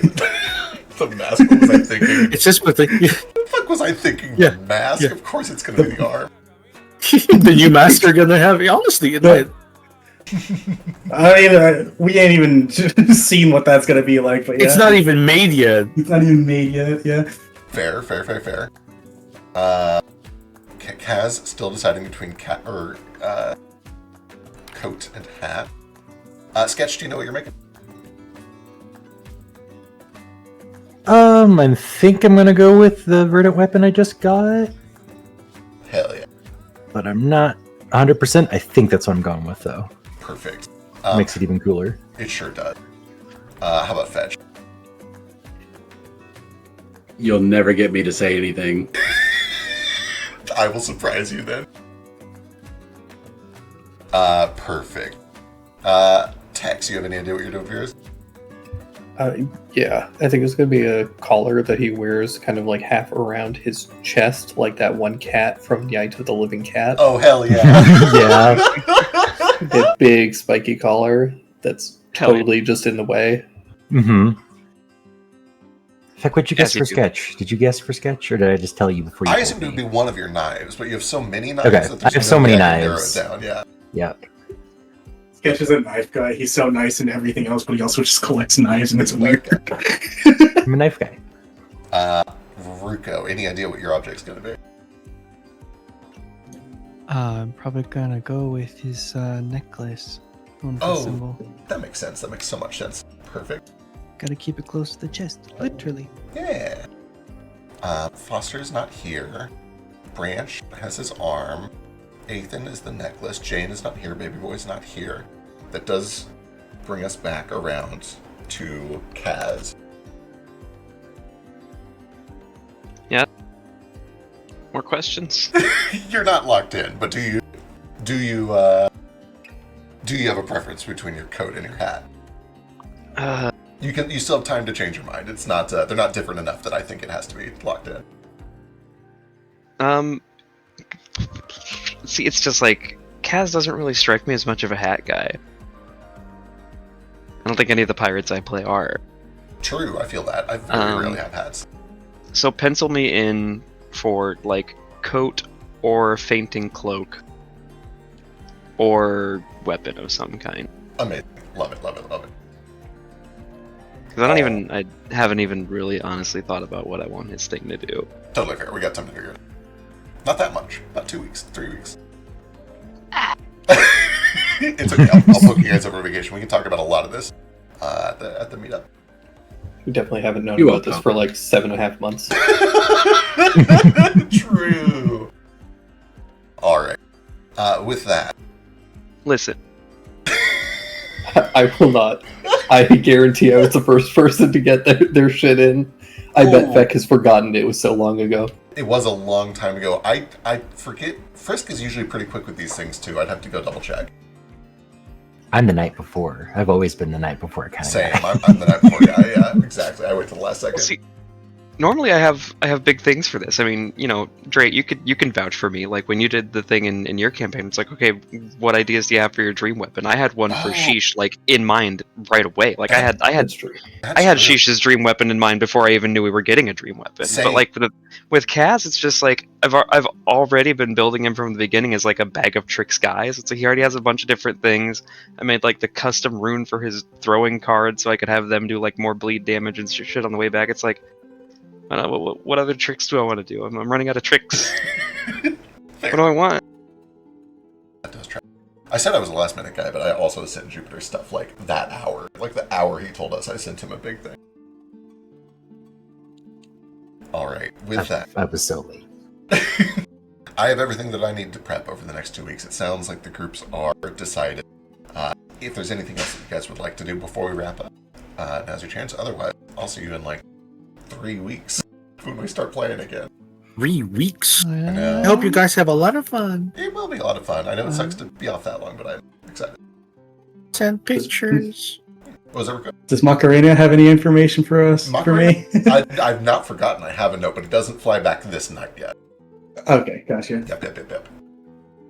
You know, Macarena told me that I was cringe and that I was small time for my crimes because I didn't want anything other than peanuts. But I told him I'd rather be cringe. Shit, I fucked it up. That's pretty much it. You know, and then he said, you know, you fucked it up. And I said, well, you know, I have an old saying: fool me once, shame on you. Fool me twice, won't be fooled again. Well, that's Then- And then I told him, I may be cringe, but at least I'm free, and I've got fingers, and you've only got your stupid little crow beak and your little feet. You can't. Yeah, I'm glad. Look at you. You're so smart at using tools. Pick up a screwdriver, you stupid bird. Can't do that, can you? Right, we got a little specious and also ableist there. Oh, listen, Cackles. What? If someone calls you cringe, you look them straight in the eye, you point at them. Okay? You point at their chest. Like you this? tell them, I'm standing on business. Cackle No stands cap. up on his hind legs and points at you. Yeah. Now tell me you're standing on business. I'm standing on business and my own two little hind paws. All cap, no brim. Wait. All facts, no printer. You mean a yarmulke? Yeah, that one. Fuck yeah, good for him. Incredible. Can I get Kaz your sketch to unwiretap the communication rings that we all have? Ooh. Ooh, maybe. Ooh. You can certainly try. If not unwiretap those, I can probably You can reverse make engineer new them ones. and make some safe ones sponsored by NordVPN. Absolutely. Let me put this in notes. Go ahead, since you're here, go ahead and give me a crafting check, and I'll figure out how well it goes over the break. Let me look up my relevant feat. Because I do have reverse engineering. And magical craft. Oh, incredible. So that is +2 bonus. And now, let me look down at my feed. Careful, you get somebody excited. Hang on. Hang on. I'm going to use a hero point. Yeah, that seems You should wise. have 2 by now. It is after 10. Granted, you can only use 1 per check, but... Hang on.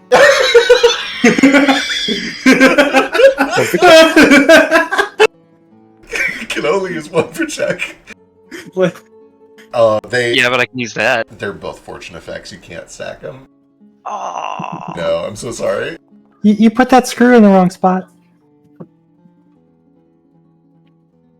Yeah, Sketch. You don't have reverse engineering, but you are incredibly good at crafting, so you can at least help me. So I will not give you the +2 circumstance, but I will let you keep that 21. Perfect. 14 and 21. I will figure out what that does, unless you got more later. Peck Hunter checks to aid. Oh, nice. That bumps him. He's got a +2 circumstance to help. 23. Got it. Beck, may I buy a holy rune? Yes, probably. Is it uncommon? I don't think so. It's level 12, which is our level. Okay, yeah, okay. I googled. It's just the property rune that does holy damage. Yeah, absolutely. Yeah. Hey, Fat, can I It buy gives a holy trait, rather. Perfect. Oh, what's that, Kaz? Can I buy an airship? Yes. So hard to find here, but you have a portal to Kite, which is where most airships are made. If you want, you can absolutely take a couple of days, browse the sky docks of Kite, find an airship, and Visit make the it yours. used airship dealership. Boy, have we got a deal for you! I have We to got assume- airships that can fly. We shot airships that can't. You're gonna want that clear coat. I assume that anywhere else in the world, you're not able to just walk into a town and buy an already made airship. In Kite, though, that's where they will have an already made airship ready to just sell. You're walking around with a ton of cash. Sure, absolutely. You can find a few different models that are like completely ready to go, just looking for a buyer. For the standard book price, which 6,000 gold, I believe, is well within your budget now that you've been paid. 6,000 for pre-owned? 6,000 will get you. I think it gets you two. Come on, Stan. Tell me why this is worth 6,000 off the map. Give me a persuasion check if you want to try to haggle. I'm only assuming that his name is Stan S. Stan. It is. Stan. How is it not Stan? Yeah, it's Stan. It's Stan. It is this little. What is Stan? Who's Stan? Stan is a little goose man. He's a little Aarakocra, but he's very short. You almost wonder if instead of an Aarakocra, he is an awakened goose. But it would be so rude to ask. How big is his hat? His hat is. Oh, I gotta think very carefully here. Do you Very need to small. kill him for you? Very, very small. It's a very small, like, kind of Sakat style straw hat. Yeah. It covers his comb over, which is really impressive since he's a bird. Give me a diplomacy check. I don't know if I trust anybody selling me a boat in such a small hat. But this is an airship. Things are different. Well, that's Do kindly you- that you don't call my ships boats. He's Cat. This is an internal monologue. Got it. Sorry. Hey, Kaz, real quick, do you make it known that you want to buy a boat? Or a flying just- ship? Yes, but you can't call them boats. That'll get you What thrown are- out of some place. It's like if you go into a head shop and ask if they have bongs instead of water pipes. Oh. I have much to learn. I'm looking for an airship for Non-water use only. I see. I can help you haggle. I would love to. I'm not rolling well tonight. You think I I can missed. just make a discount of like, you think I'm gonna give you 200 gold off? Do you know what that would do to my business if I just shaved off 200 gold of every transaction I made? I'd probably have a lot more customers. Your friend here gets it. I'll tell you what, I'll give you 50 off. What if we tell everyone this is where we got this fine ship? I think they're gonna know. Oh, I was gonna say if you're buying it used, it has the decals on it. Oh, They're a pain in the ass to scrape off. It's not used. It's brand new. If you want a used one, if you're okay with a used airship, I'll let you have 200 off a used airship. Still going to have that new airship smelled up? No, it's used.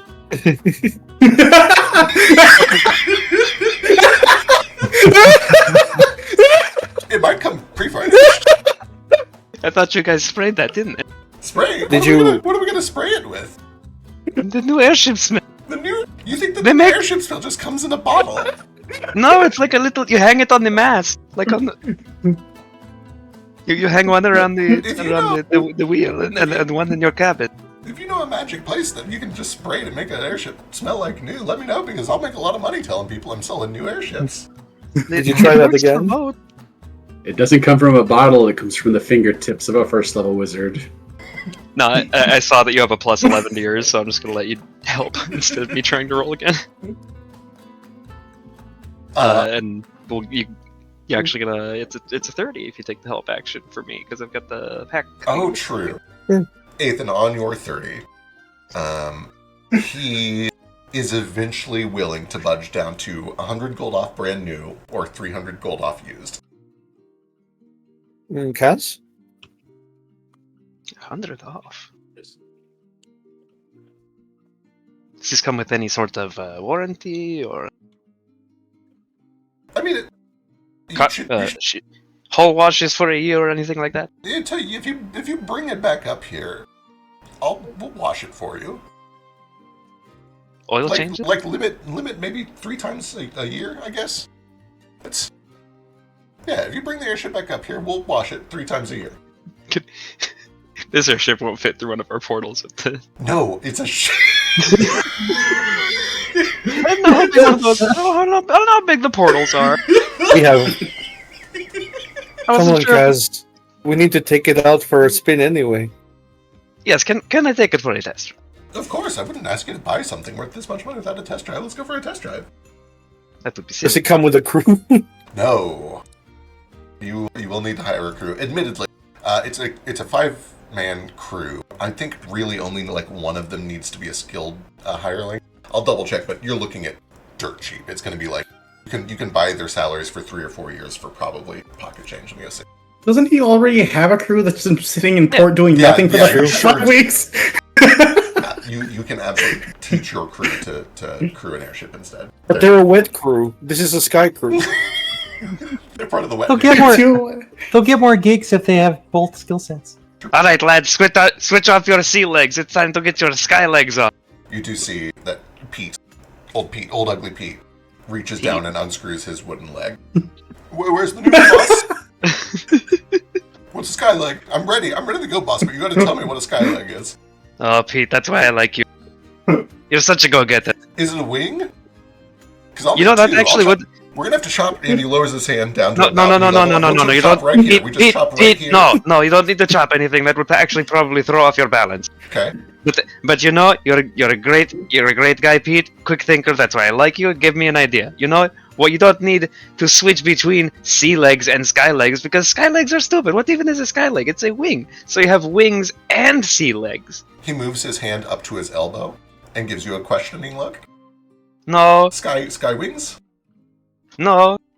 You know, sometimes you have the wings on your back, on like the shoulder, like how those Aarakocra are, like a bird that stands upright, or maybe like a bat wing, and he kind of holds his cloak under his arm like that, and say like this. So you know, we'll figure something out that doesn't require you to chop any limbs off. But Okay,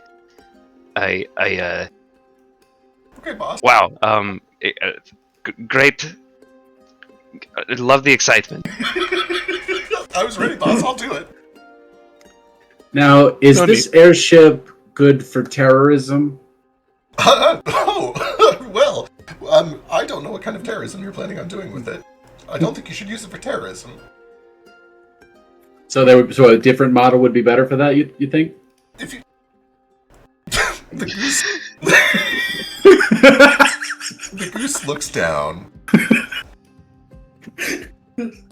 I can add in a terrorism module for 400 gold. What is I that? look over at the rest of the party with 2 thumbs up, like, yeah!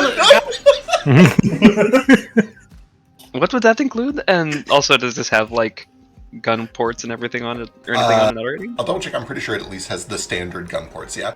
It probably has, if I had to guess, it probably has 2 chase guns and then like 6 deck guns, which you move from side to side. And Kaz has had experience like installing deck guns and other stuff like that. Oh yeah, on that's other- literally so I could- your entire pre-campaign job was doing that, yeah. Yeah, so I could probably move some over, or put new ones on this and stuff. Cool. Give me a piloting check. Woohoo.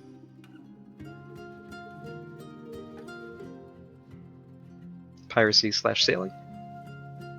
Or Yes. what would that be? Come on, Kaz. Yes, sailing's Roll fine. You above can a use 5. Dex or Wisdom, either fine. That rolled it with intelligence. If your Dex or Wisdom is better, let me know the difference. Int is actually better than both of them. Alright, 13, suitable. Could I roll it with strength? No. Okay. Also, don't think you can dodge telling us what's in the terrorism module. Yeah. The terrorism module is a standard package, of course. 400 gold is the firm price on the terrorism package, and it includes... Standard terrorism package.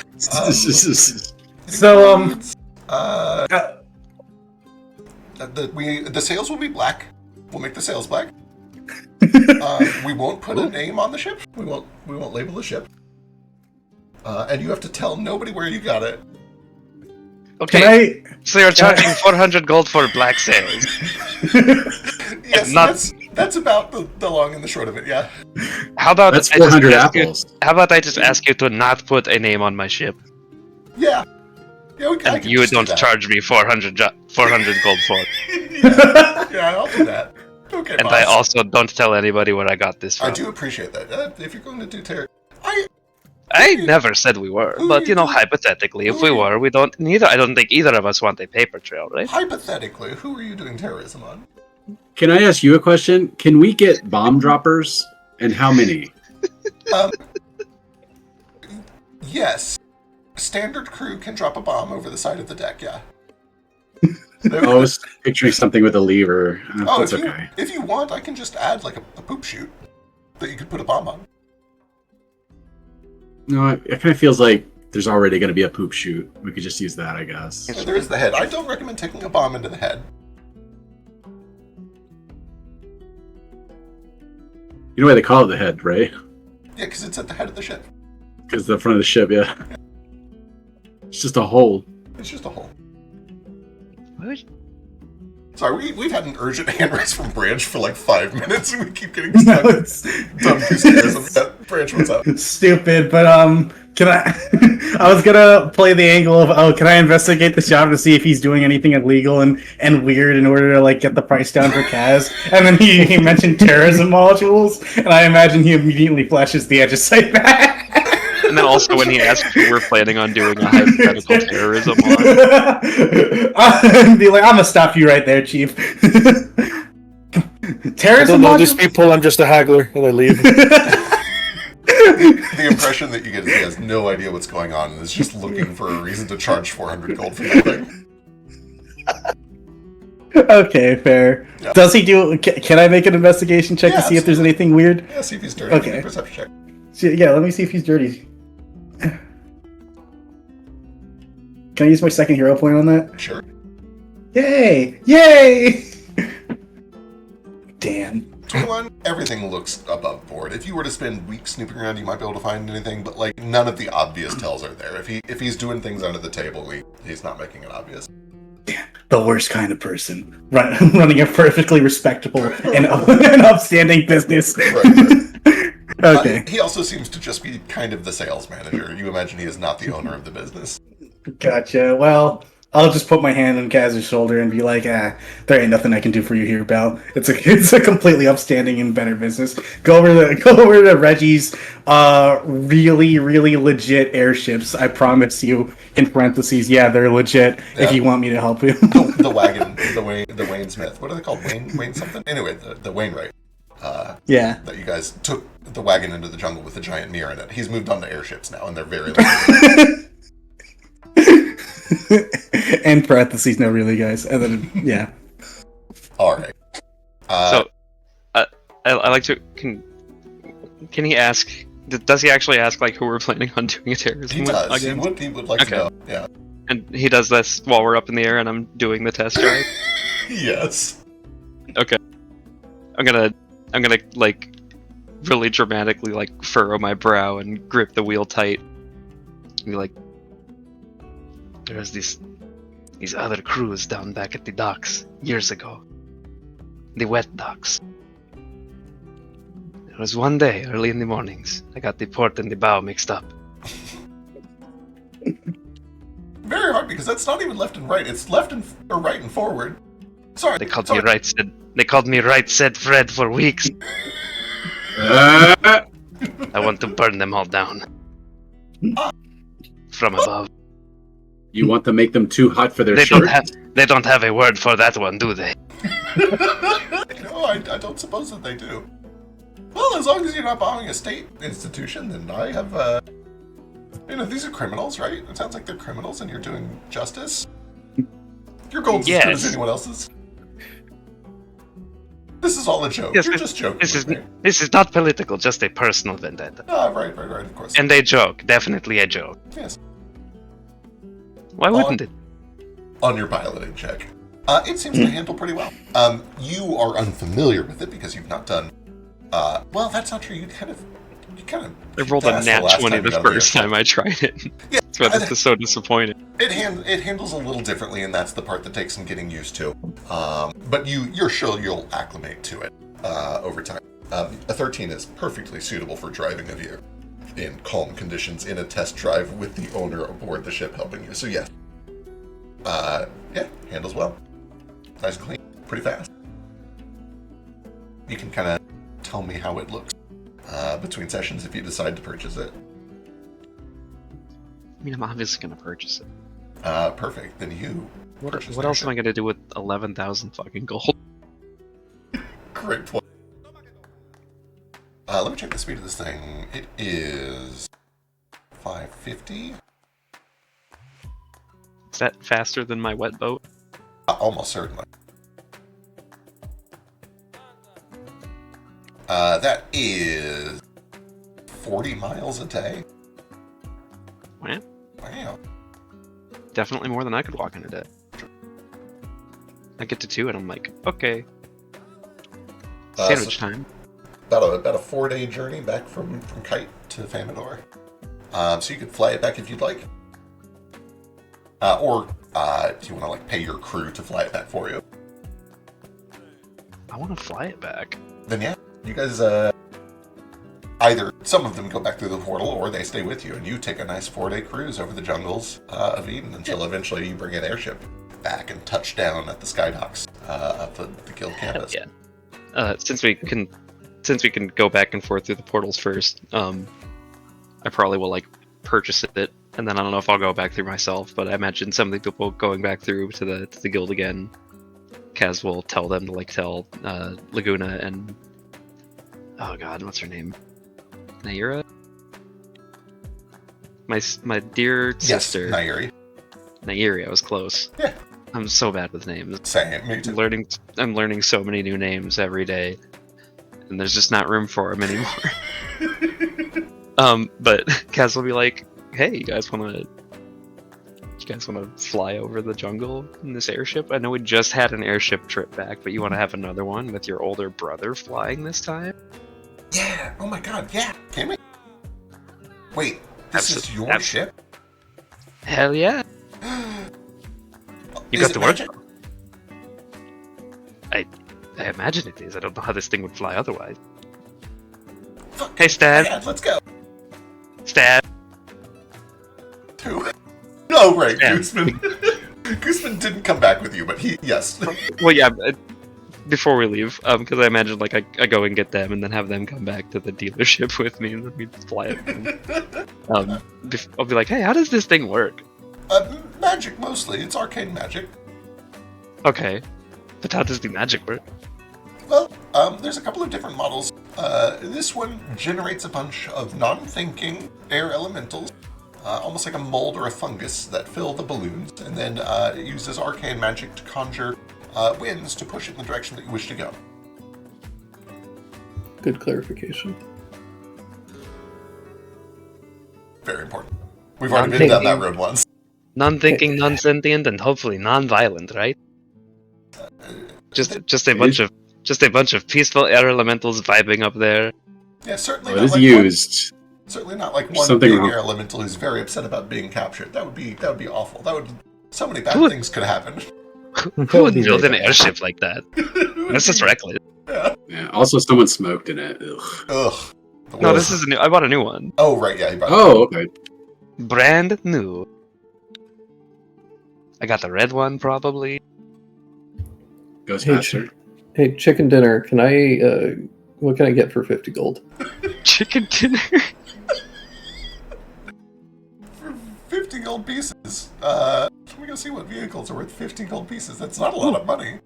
For 50 gold, can I get the spare key fob? There's There you go. no Vehicle. keys. Currency is a vehicle for trade.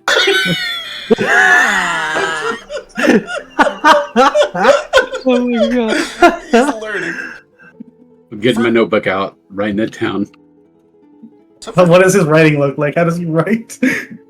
for 50 It's Zulakara, so pictographs. For 50 gold pieces, you could get we could get 3 gliders. Yeah, you got like foldable wings or something that can help someone who's like really acrobatic. Air leg. Air legs. A vehicle that I could use. I could make a small glider. Will that give me a big discount? Yeah. I'll shave 3 gold off of it. You could get an automated cycle. And I don't sell those, but yeah, you can absolutely. I've heard of automated cycles. You could In probably. Emmerich, though, probably. Himmerland. Down in Rex's house as well. They've got some. Oh, right, Rex's house is the thing. Here you go. Do we have a portable Wexasass? Again, Yes, I think. Cat. Not a. It's automated. It's a bike. I don't care how automated the bike is. Oh, and it comes with 2. Okay, what? It comes with 2 sidecars, one on each side of the pilot. That's not a bicycle Oh. anymore. That's like a That's a quadricycle. That's a trike. Yeah. It's It's a double multi- Four wheeler. It's a 4-wheeler, yeah.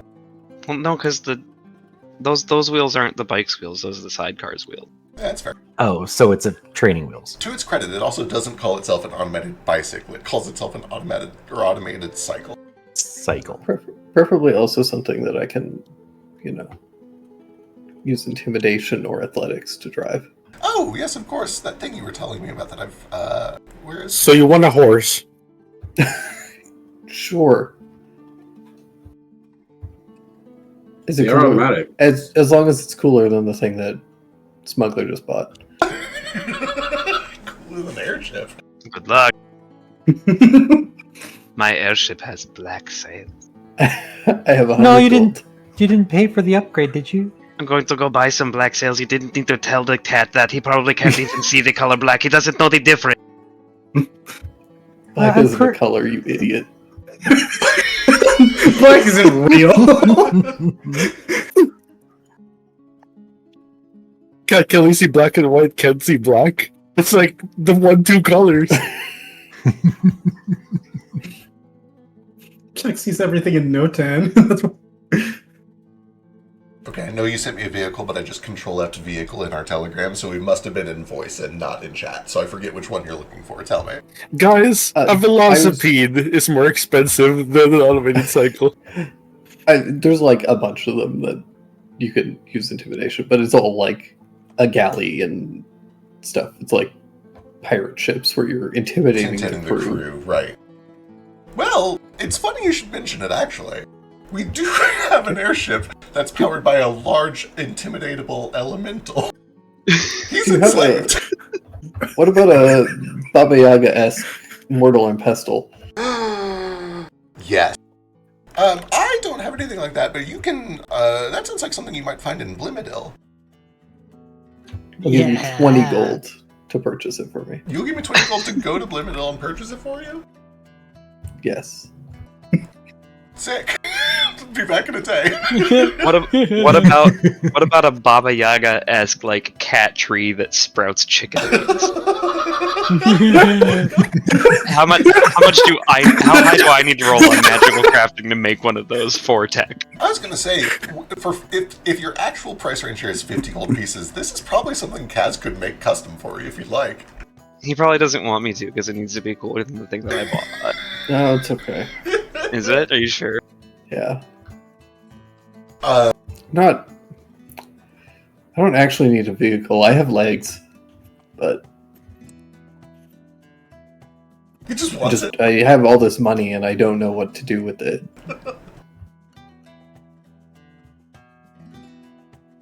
I think that the only prerequisite for using intimidation to steer this thing is that it must be living and fearful.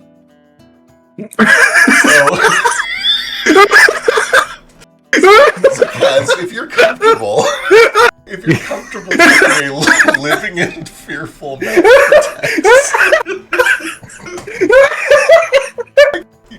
you could like conjure an elemental that's capable of fear. I'm sure Sketch might have thoughts about that. Yeah.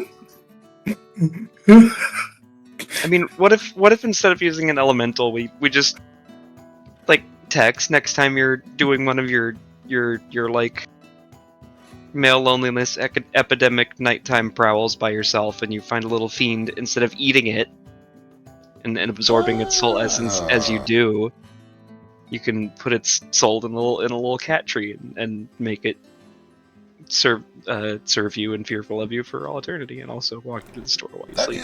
That is marginally better. Baby boy would think it was cool. Does it have to be a cat tree? Do you have suggestions? I just thought a cat tree would be cute. And if you don't want one, I might make one for Cackles. It's just a little offensive. Okay. I'm not actually a cat. How about that big hamster ball? Well, then he would be the creature inside powering it. And You're right. We'll need a big hamster too. Yeah, okay, how about instead of making you an automated thing, I just build you a big ball, and then I capture you a big hamster and put it in there with you. You have to promise not to eat it, though. I'm getting less and less attached to this idea. Work with me here. What? Okay, no cat tree. What do you want then? I suppose you don't want chicken legs either. Is that embarrassing? What about like a floating skull? Can it be like a gaster blaster? What? From Undertale? Yeah. Oh, that is pretty cool. I didn't know a cat would be so edgy. Very edgy. Wait, which from Undertale? What I missed? I walked away for pizza. The Gaster Blaster, the fucking thing Sans uses in his boss fight. Oh, okay.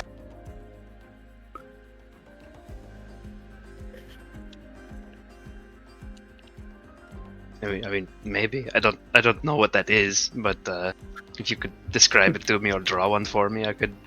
It's like a big skull. Okay. What kind of skull? I don't know. Kind of like a dog dragon.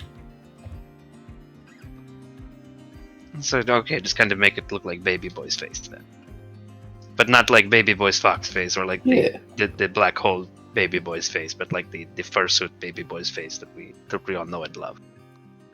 Right. It'll always be Baby's Boy to me.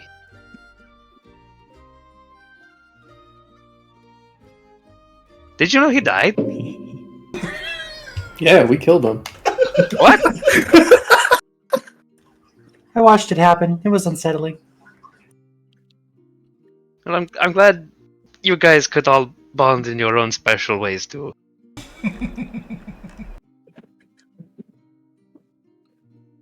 I'm going to go refill my drink All right. in my private bar, luck. my wet bar on my dry airship. Ah, With your wet. I'm gonna Spill anything, teleport. Russ. It'll like, become a normal ship and sink to the bottom of the sea.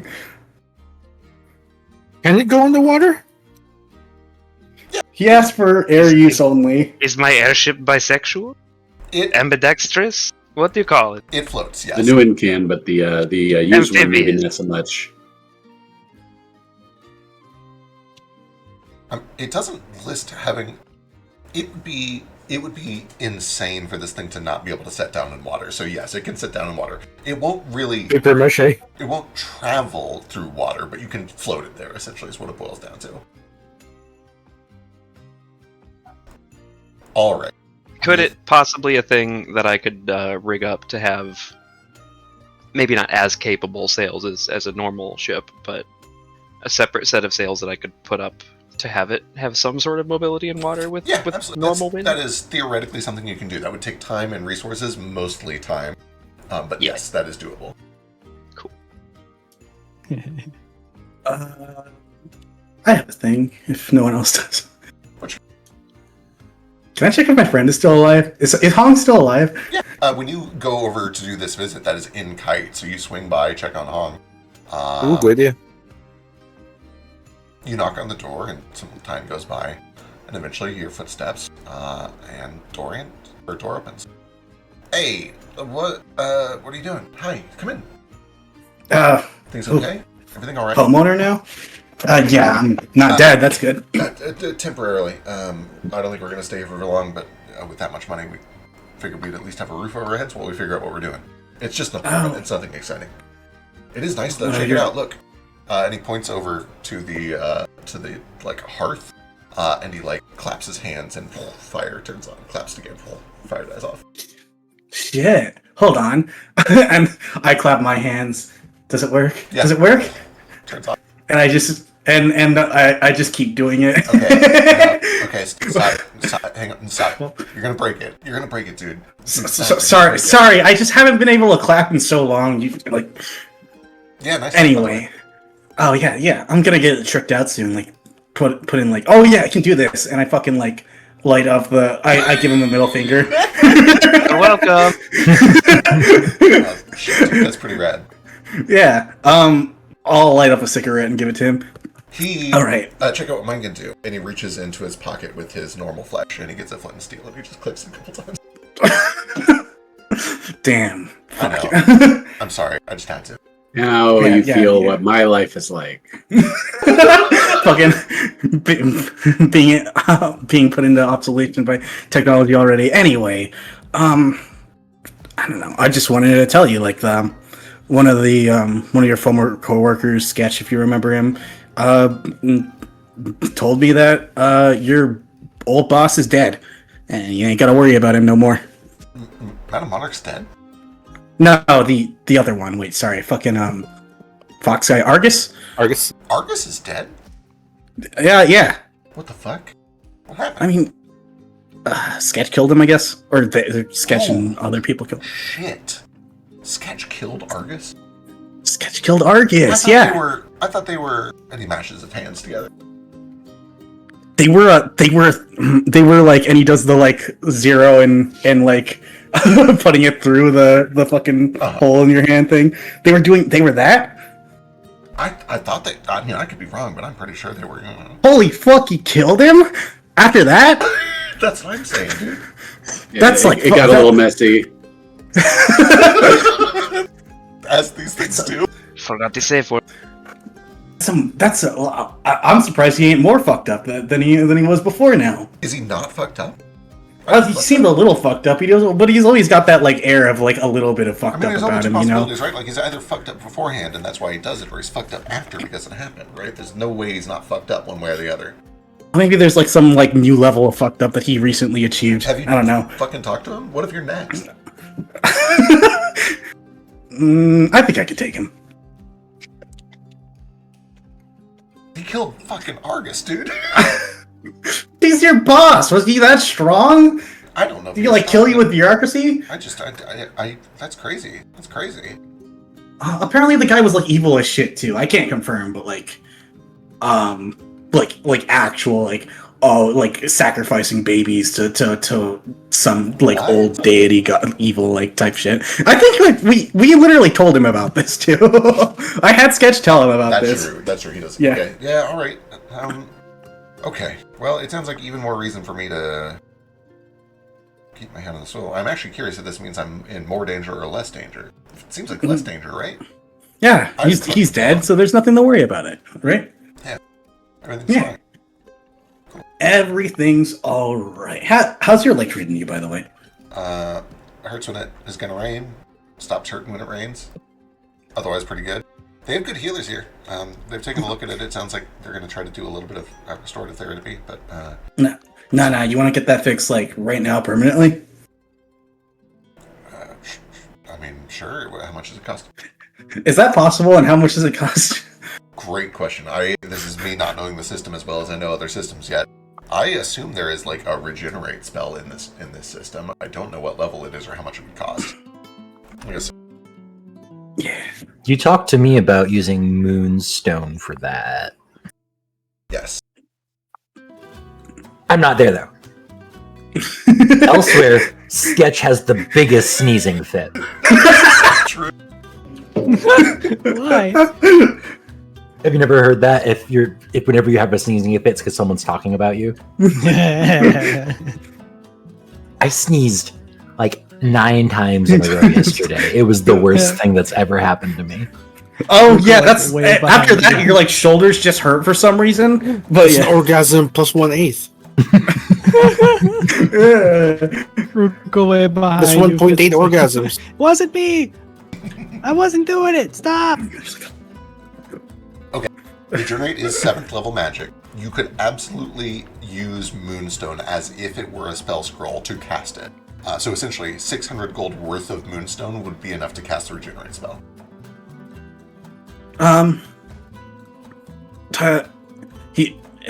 600 gold worth of magic, right? Yes. Let's waive the fees from now on and like not talk about that. I'll just know that I have enough to like get you fixed anyway. I mean, fuck therapy. That takes a while. Shit, dude. I mean, I'll take it. If you're offering, I'll take it. I'd love to be able to walk around dancing. Mm-hmm. Are you Well, like... what do they have? You're one of... You've been robbed? People robbing you? You're the kind of person we used to rob. Well, right now I'm like too baller to get robbed, I guess. It ain't happened to me yet. I mean, Yeah, but you know the cycle. You're baller, you get rich, you become lazy, and then you stop. Well, I'm not about that. I'm hustling all the time. You know, I'm on that grind set. I ain't gonna stop just because I ran into some money. I'll hold you to Okay. So, what you want that? You want your leg or not? Yeah, dude, give me my leg. I'll take it. All right. I'll fucking like take him to a place to get his leg healed. Should have scouted one out first. I don't know if we run into Sketch at all over there if he wants to tell. But if we do, I'll just be like, oh yeah. I was like, Sketch, do you want to? Yeah, it's up to you, Sketch. If you'd like to stumble on this, we can come up with a reason for you to stumble on all this. 1 second. He's having sushi at a nearby restaurant. Oh, okay.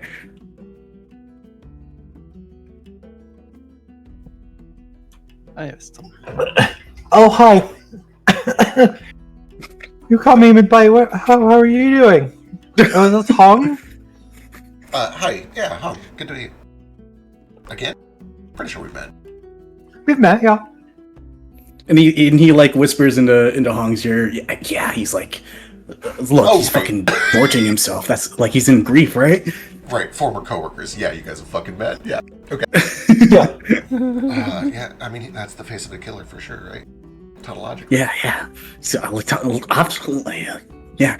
Anyway, we just wanted to.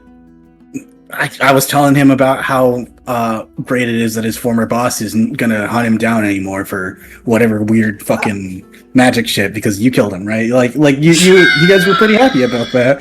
Like I know it was probably like hard for you and all that, but like Tex seemed pretty matter of fact about it, and he rarely like lies unless it's like funny or he can be an asshole about it. Hog is just wide-eyed, perfectly quiet in the background. You know, I really wish you wouldn't just go telling people I kill people because, like, Yeah, but- you know, there could okay. be like a crime. But my fucking homie here is like in it. Like he was directly affected by that. Like if Argus was still out there, which I'm more than certain he ain't. Like you seem pretty thorough about like all the stuff you do. Like he would absolutely be in danger and need to like keep moving so that motherfucker won't find him, right? Like he needed like twins and shit for whatever the hell he was doing, and like he's a twin. And Hung in the background, is Fetch here at this meal? Is he also enjoying sushi at this fine restaurant? When my brother kills a man, that man is dead. Yeah, I mean, I didn't know that you were a twin either. And he says to Sketch while pointing to Fetch. That is weird because that's like, so it's the two of you. There's me and my sister. They're the two squirrels. They were twins. They are having a lot of twins. They That's Sketch. Oh, sorry. You'll figure it out. Yeah. The eyes are I get it. yeah, that is a get giveaway. Yeah, they needed twins for a ritual they were doing. It was all pretty fucked up. Shit, you weren't kidding. Well, at least he's gone now. Everything's better. Yeah, you're absolutely safe and have no reason to like. I guess Madam Monarch's still alive. Man, can you believe like we really wanted to like we were trying to like get hired by them? I guess I dodged a bullet by like avoiding that and then got my arm cut off. But whatever, neither here nor there. Yeah, we're still looking for a more permanent place, but we do have we got a flat down the street for now. Rico, you can absolutely be there getting sushi too if you'd like. Yeah, Ruko's been there the whole time, but he's been having a spiritual experience because he didn't know he wasn't supposed to eat the whole dollop of wasabi, and he's just slumped in his chair looking up, eyes watering, like. Whoa, that's gonna make Fetch want to try it. Can I get Maybe some they're of this? both sitting there. Can I get some of this, but without all the gross cold rice? I just want more fish. So he's Fetch there too, because we probably would have both. Both. Everyone just went to get sushi and didn't invite Brand. Yeah, everybody but Wrench is there getting sushi. You want Not to everybody. Branch, do you want to go like diving? Sure, later. I just got to tell my friend how good his life is now that one of the guys trying to hunt him down is for sure, matter of fact, no cap, dead. Well, we didn't which guy? bury the body or anything, so I guess technically a necromancer could have found him and raised him, and he could be alive. Yeah, but what are the chances of that? That's like happened like 3 times around Well, us. what are we? Yeah, I was gonna say we know 3 undead people, so like, I mean, actually, we know more than 3. Well, That's right. Made that mistake before. This is why you take the head and crush the skull. You at least gotta get you his did teeth do out of that, there. right? You got his teeth, right? Why would I take his teeth? That way, if he comes back, he at least can't do nothing with them. Yo, he and he whispers to like, yo, he definitely took his teeth. He definitely took his teeth with a statement like that. I can still hear you. I bet he put him under his pillow too. And the tooth So fairy how- came in. He's like, "Hey, what kind of fast one are you trying to pull on me? These aren't your teeth. These are someone else's teeth." I But tried. the tooth fairy Fairy care. always knows. Yeah. Why? I mean, she's still getting a tooth either way, so like, shouldn't she be fine with that? I mean, the She's tooth fairy. just. Yeah, the tooth fairy wants teeth, but it's about the principle of the matter too. well, now that you mention it, he could be brought back by a necromancer or just a node of undeath in the ley lines. what was the method of which you killed him? Did you decapitate him? You slit his throat. Are we going to worry that necromancers are going to bring back all of anyone who's ever fucked with us in our lives now? Yeah, this is why we burnt the bodies. Did you fillet him and serve him over some yucky, gross cold rice? No, dude, Okay, we that's don't fine. eat people. Yeah, why That's would just that'd be weird? yeah, no, that'd be really weird. Why would anyone No, do that? Cackles? Cackles? What? That's a What? strange thing to say. What is? Filleting someone and putting them over a cold bed of rice. You've been hanging out around strange people too often. We're eating sushi. It just got me Looks curious. obviously. It's like, I mean, if you do this with fish, and what else? Food products, Pos- usually. Possibilities are endless. Anyway, we were Anything's on the table now. just going to head to one of the temples to see if we could. They're going to try to take a look at my leg. It sounds like on Branch's dime. Oh, what? No. Are you going to pay for it? Oh, I thought you said he was dying. No, he's dying. On his copper, his. Oh, yeah. gold. What the fuck is the dime? It's a tenth of a gold piece. Oh, a silver copper? piece. A silver. Oh, yeah. Okay. I also totally heard Branches dying. Yeah. Baby panic. And it was such a great way to deliver that too. So yeah, I'm gonna go get my leg checked out. Branch is Branch is dying. It's from the same root as decimate, which is 1/10. When the fuck did you become an entomologist? Just this very moment. You study insects? And a cent is 1%, right? Cent is a cent, dime is a 10. I ain't fucking know that nerd Oh, shit. Neither of us went to school. I've heard the god of etymology sometimes possesses people, and they spout things like this. Oh, good thing we're I going thought to that the was- fucking temple. I thought that was the god So of you're not criticism. dying. Maybe the god of petty squabbles. Is there one of those? Hold on. Yeah, it's So- knowledge, stupid L. Yeah. So, Ruko, you're okay. telling me these are fish eggs on the top? Anyway, I'm just gonna take some of one person's here sushi and then keep going with fucking You guys are off on your way. Hong. Yeah. We're able to find a temple. Wow. Hello. And for what I said, 700 gold, 600 gold. You said 600. For 600 gold pieces, they will absolutely perform a regenerate on him. Well, fucking strip on get on the table, I guess. I'm paying. You better make it worth it while. Jesus Christ, I'm not a whore. Gonna buy me dinner first, at least. We got that sushi. Anyway. Yeah, Branch will be happy to pay them for the Kind of white feathered owl Aarakocra comes in and says, "Oh, that you don't need to strip. You can put your clothes back on. This will only take a minute, and I'd prefer that you were dressed." I didn't bring any clothes. Go back to fucking sushi. Oh, sorry.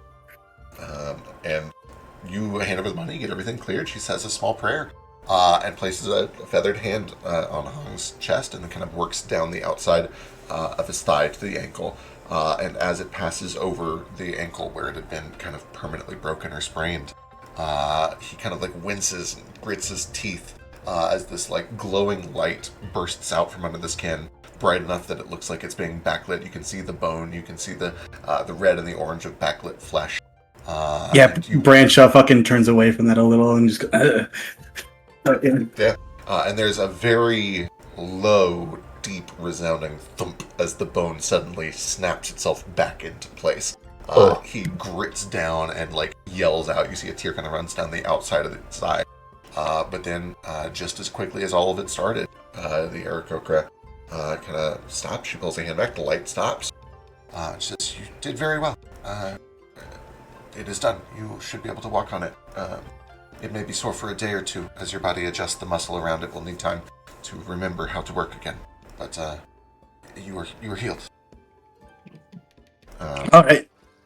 He stands up kind of gingerly, puts some weight onto it, puts a little more weight onto it, And when he turns to you, he does the thing that pros do where they simply refuse to show any emotion at all costs. And all he does is kind of silently biting the bottom lip. He raises a hand to kind of fist bump with you. Branch is just gonna fucking grab him and just like give him like a big fucking actual bro hug and like pat his back real hard and be like, "Fuck yeah, You hear his whole feel body right? You work." kind of locks up for a second, but then he throws his arms around. Yeah, it feels good. It feels good. Yeah, fucking. How's it like to walk on two legs for now on? You fucking like not a fucking quadruped anymore. Quadruped. It's been a long time. It's been a very long time. It's been fuck, man. It's been almost half my life. Gotcha. Unipet. Unipet. Unipet. You're not fucking Unipet anymore. See, I can. I'm a proper biped again. Fuck yeah. Well. You know what this means, right? What? Huh? What? And I need. What is your reflex save? Plus 11. Oh hell yeah! Oh, it didn't show it. Why was it hidden? Hang on, pop out. Oh, it did show it. Perfect. He grabs your coin purse. It says, "Catch me, fucker," and bolts. What do I have? Can I?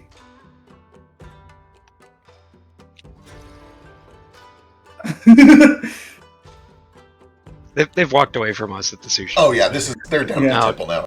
We'll jump back to the sushi. Oh, yeah, place. I just spaced out for a second and forgot that like they went to the temple. I was like, because if he was still there, I wanted to trip branches into it. For what it's worth, I'll he's not fucking quoted on this. He's got a good head start unless you have something right this second to stop him. Okay, I'm just gonna fucking chase him and be like, "Get the fuck Yeah. back here." He bolts. He gets out the door, and one of the first things he does is hunker down real low and does this like bounding leap up onto the roof from street level, and then continues to just run off on rooftops. And it isn't until several minutes later that you eventually find him back at the sushi place with your coin purse, kind of enjoying a plate of sushi that was no doubt bought on your time. How much? Big plate. Silver, he said so. Yeah. Oh, silver. Not a silver piece, yeah. $50 worth of sushi. Sounds right. That the fucking like level, fucking like max of your ambition. Fucking one silver of sushi, and then he like takes the coin purse. Yeah, he tosses it back to you. Thought you were done with that fucking life, huh? Life is good. All these stole from people that needed it. I just told you, dude. You're the guy that we used to rob. That's you now. Oh yeah, I'm the guy that. You know what else that you know how I made all that money, huh? You know how I made all my millions? Let me guess. Hard work. No. Shit like this. And can I? How do I do an attack that does no damage? Put someone on the ground. You can just throw me an unarmed attack. Sure, I'll unarmed strike like finisher him in a way that hell yeah. Oh, yeah. I'll unarmed strike finisher him in a way that looks like for anyone watching looks like the way that Branch would fucking finish someone off during a normal fight, like put him to the ground fist inches to his throat, but like pull away before that. Yeah, he sees the fear attack for a split second, and then he pauses and he puts another piece of sushi in his mouth. Okay, all right, you got me. Maybe I'll learn to do that. Yeah, I'm gonna eat the rest of the sushi. Excellent. So you guys all settle in and enjoy sushi. Anybody else have anything they want to do here? Perfect. Then eventually you all make your way back to. Which This is in the sky, right? yeah, you guys are up in Kite. They have skydiving here. Oh my god, like recreational skydiving. Yeah, with a gliding suit or something. Give me a D100. What do they do for recreation here? Bungee jump. A lot of theaters, a lot of music. In the high Oh god, I place. forgot that's what this fucking place looked like. Holy shit. On Oh. a nat 100 on a D100, there is a festival currently going on. Give me a moment. Why Give do me a I moment. hear air? Why do I hear air horns?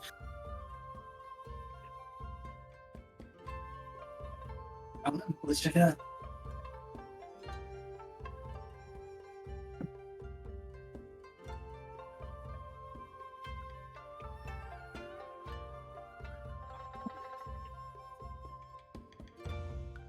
Let's look over a cliff and be like, do I get to jump over that?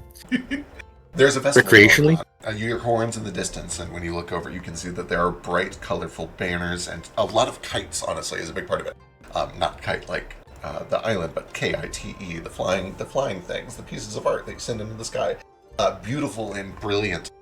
Music is echoing off of all of these floating rocks, and you can see it is a annual temple to Iphixis, the goddess of storm and sky. And sure enough, you see that over on one of these platforms, there's a bunch of people lined up for these big flying, like people-sized kites, these kite gliders. Oh my god. People are lining up and taking running leaps off of these long stone docks and gliding through the air on these things. And you can see that there are a bunch of very, very large birds, like griffin-sized birds that are kind of just flying circles around all of these festivities to occasionally... You see one kid takes a running leap and then immediately beefs it. He trips right at the edge and starts tumbling down towards the sea. And one of these birds swoops down and grabs him, kind of like Lakitu pulling a cart up in Mario Kart and sets him back down on the platform. And he jumps up and down, says, again, and jumps right back out. The bird flies down and gets him again. I wish to try this very much. I've only heard stories of it. If I try it with you, will you promise it won't kill us? Me promise it won't kill you? Yeah. Oh, that's it. We want to practice a fucking aerial routine, Hong?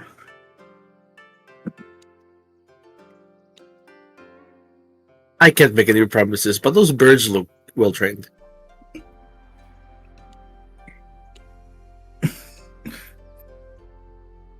Hong is he got his leg back and it's like, you want me to jump off a cliff now? Yeah!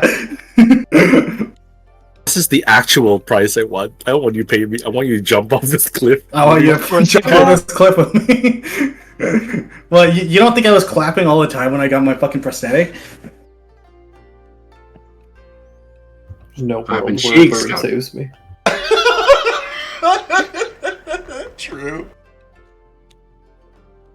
You guys make your way over there and you see it's essentially all free. It's a festival. It's being put on by the church. You can see that the people organizing it are mostly wearing these just heavy furs, like leopards and tigers, different furs of big cats that have feathers kind of coming off of the sides of the chawl that have been dipped into paint or ink to give them these bright and brilliant colors. And many of them are just kind of smiling and holding up these enormous, like Avatar-style sky kite things. They're kind of cross-shaped so that you have a spot that you tuck your ankles behind once you get into the air, and then a hand bar that you hold on to. And they are in all sorts of brilliant colors and patterns. And you guys are very welcome to, if you would like, take one of these things for a fly. Or you do see that down at the far end of the festival, they actually have a little course that's been set up, like a racing course, where you kind of weave through these golden rings that are just kind of floating in the air, presumably through magic. And after you slalom your way through those, you land down at a big pile of, it looks like just a big bundle of hay down at the bottom platform on the other side. Tech programmed an entire minigame for us, I sure did. and he wasn't going to show us unless someone rolled a deal in Hungary.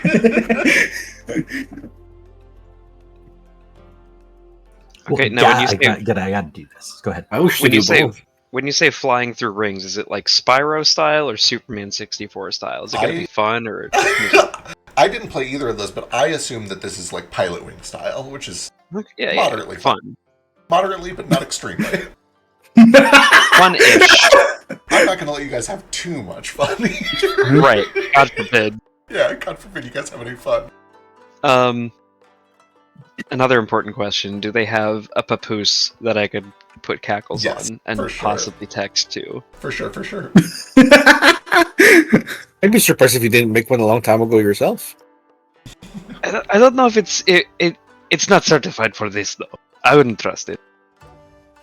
I mean, I trust my own handiwork, but I've never thrown my own handiwork off of an island before.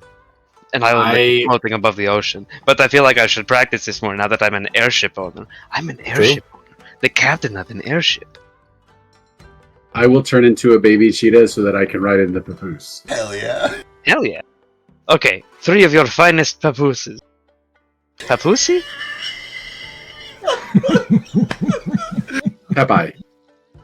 No, Poppy. These are all pretty you're bad. losing a whole syllable there. I like papussy. The papussies. Me going to an El Salvadorian restaurant, yeah. Oh, this papoosey is kind of scratchy. You have to get one that was so furry. Can I get a pink one? Yes, they have a brilliant pink one. Sorry, I'm looking up different marsupials so I can find out who's offended by this.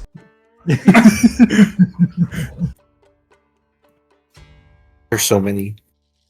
I think every marsupial, like All of them. You do see that one of the attendants is working here is a sugar glider, and is deeply upset by the papoosey talk. I'm so sorry, I just don't know the proper terminology. Speaking of the terminology, what do you call those little things under your arms that connect to the those weird looking? I'm sorry, weird is not the best word. The skin flaps. Are those air legs? No, I call them wing flaps. Oh, how can I make some? Well, when a Teach man me. and a woman love each other very much, I don't have time for. then I don't know what to tell you, sir. I'm very sorry. Also, shame on you for judging us, okay? Just because we have to use a prosthetic pouch and you have one naturally, I think that's a little bit ableist.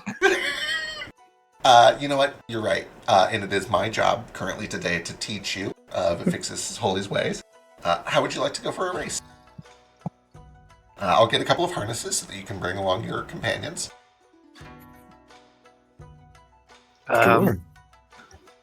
Which of the races is the least dangerous to my health? Which one's... They're all pretty safe.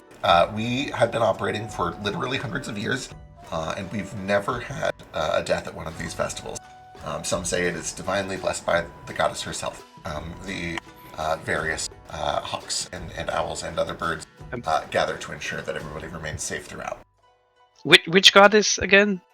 Just to make sure it's not one of the ones that I've personally pissed off or something. Affixis, the goddess of storm and sky, she generally is pretty difficult to upset her. The only thing that would possibly have put you on her bad side is if you are somebody who has like enslaved another or something along those lines.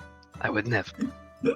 Perfect. I imagine Kaz probably knows about this as a sailor. He's at least somewhat familiar with. Oh, absolutely. Affixis is a pretty commonly worshipped one at sea. Not quite as high as like Jib, but she's up there for sure. Okay.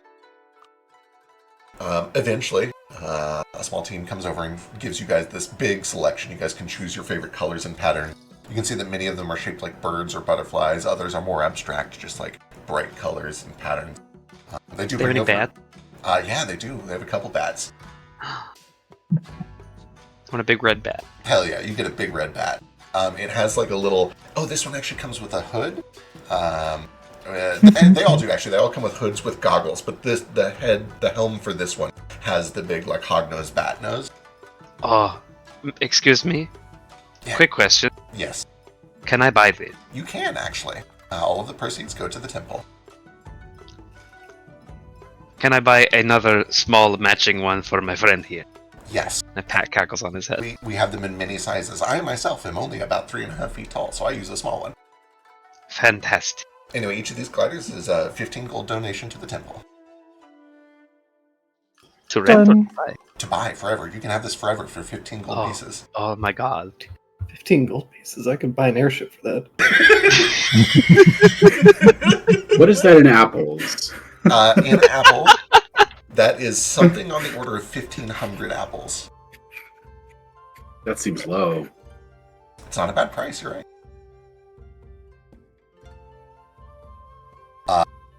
You guys get yourselves all strapped in. You pick up, or you pick out your gliders of choice.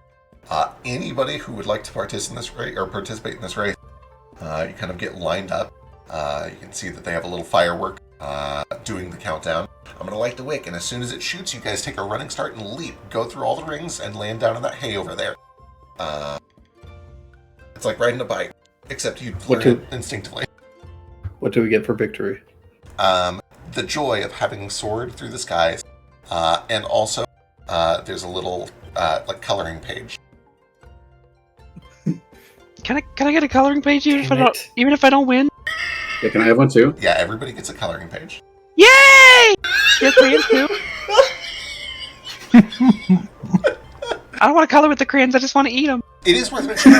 This is kind of a free temple-sponsored activity. If you'd like to compete for money, there are official glider races, and we do host those at night. There's an entry fee for those, but they do come with a cash prize. The coloring page is fine. Maybe I'll see how this one goes and then compete if I don't die. Perfect. Alright. You guys, anybody who wants to lines up. You pick your glider, you put on your helm. The goggles protect your eyes from the fast winds up here. You see that the large birds are all kind of gathered at the ready to help with any mistakes. And then the firework lights, burns down, and launches, and you guys are off. And anybody who'd like to race, I need either piloting lore, if you have it, which I doubt, nature, or acrobatics. Yes. Shit.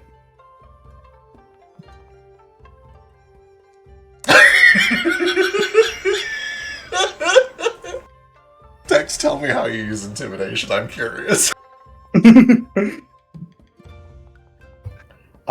Intimidate the judge.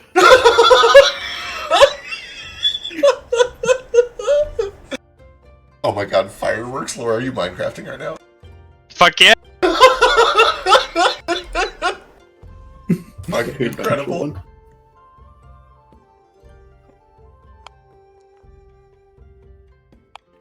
Unless you'll let me use crafting to do the same thing.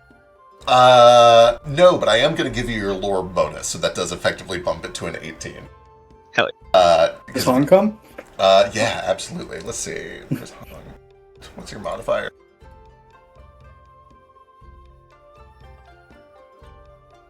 Does lore elementals apply? Because air elementals, maybe.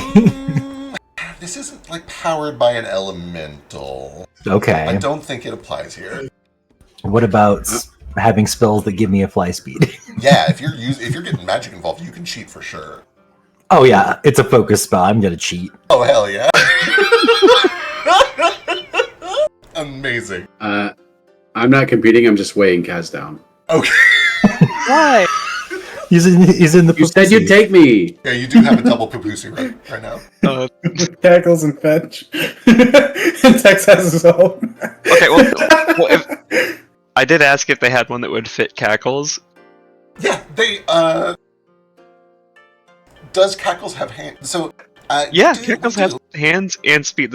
By default, his two traits are speech and hands. Okay. Then yeah, we got a little one, and as long as you're confident that you can steer it, then yeah, you can absolutely use one of these. Ooh! Strap me in! All right. I can't reach my back. Yeah, you I got fingers, but my arms are real short. You get them all strapped My in. elbows don't. My shoulders don't bend that way. Right.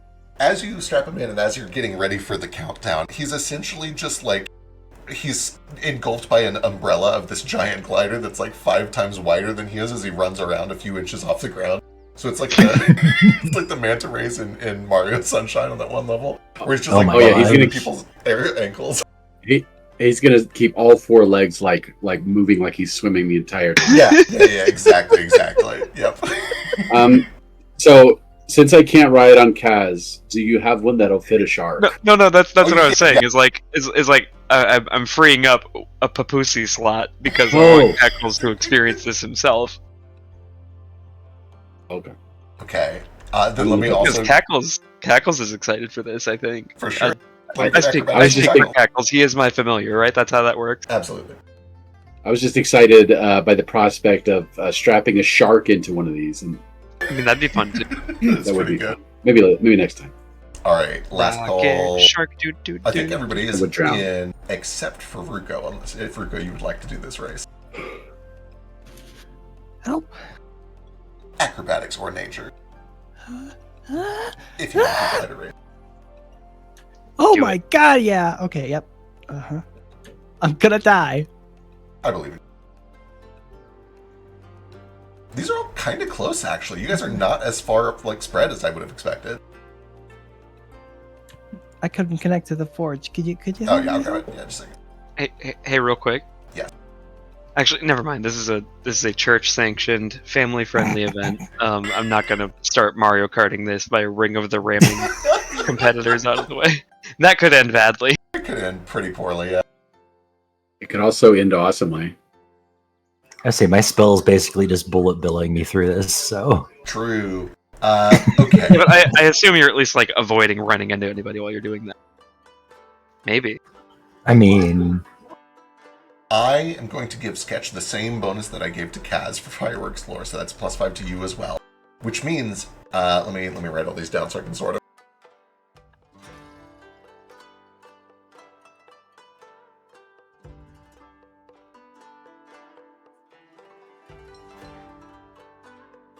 Can I? Can I try and dangle off the glider to build more speed with my entire body weight? Is that how that works? I don't think that's how that Kind works. of, but That's not how that works. that's kind of what is built into your acrobatics check, is representing how well you do that, yeah. Yeah, that makes sense. I think firing a flare from my firework is only one action, so if we're cheating now, I'm just gonna warp step 2 to give myself some more fly speed. Yeah, you're chaining fireworks back there, you're chugging. I'll use my remaining 2 actions to cast Slashing Gust and knock him out of the sky. Well, if anyone gets ahead of me, I'm just gonna accidentally drop this immolation down.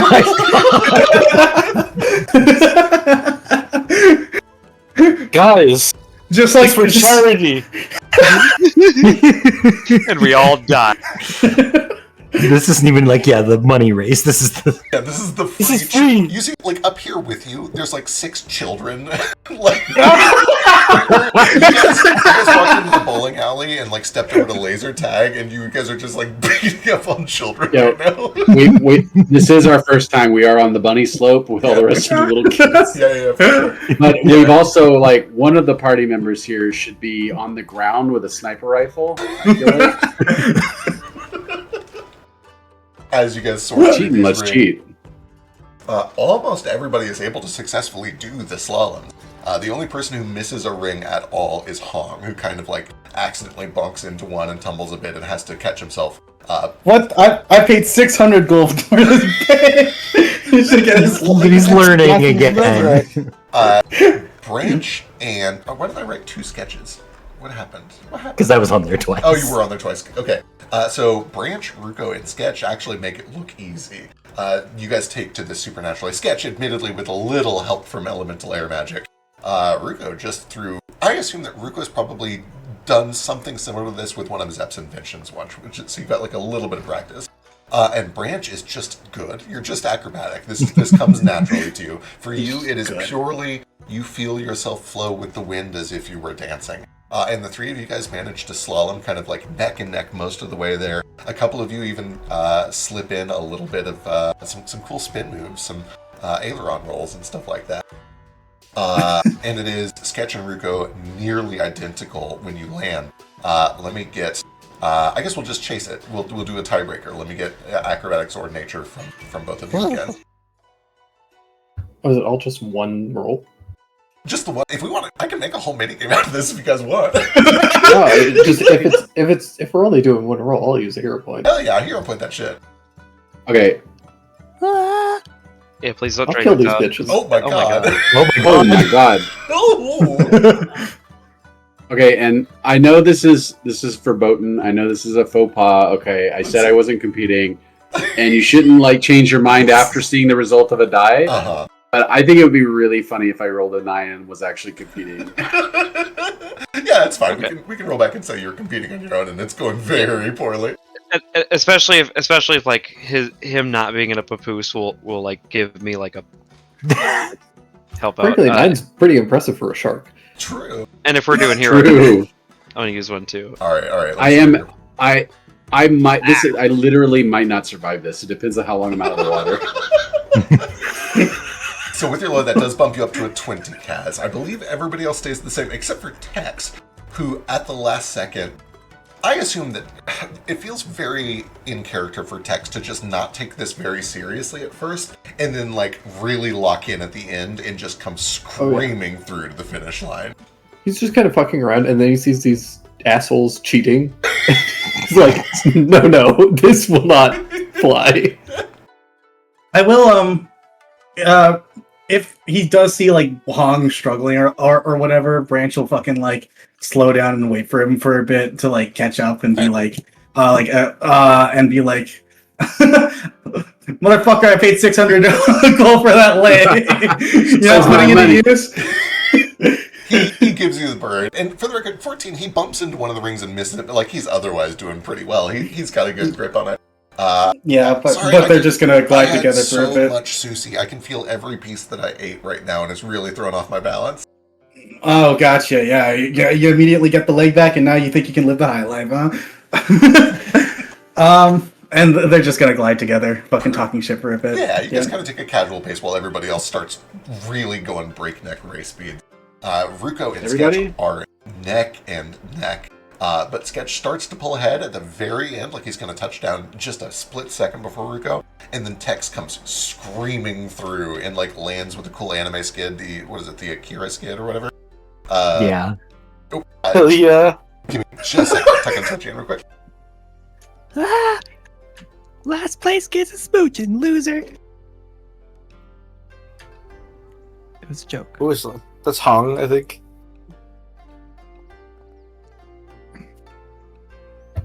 Is that a part of your marriage thing? No, it's been stuck on my mind. Everyone in that party is going to have to get married to each other. True. Ruko straight up eats a dragonfly mid-flight. Just last place, the honors for that, go to a small child, but not far ahead of that small child. Is Fetch. Fetch, explain to me on a 9 why a bird has to come save you. Because I have no capability of steering. So I'm probably just probably just going in a slow, awkward spiral downward to the sand or whatever is below. Just flopping. I'm like not even upright in the harness. I'm like I've managed to get sideways, and I'm just kind of flopping and going.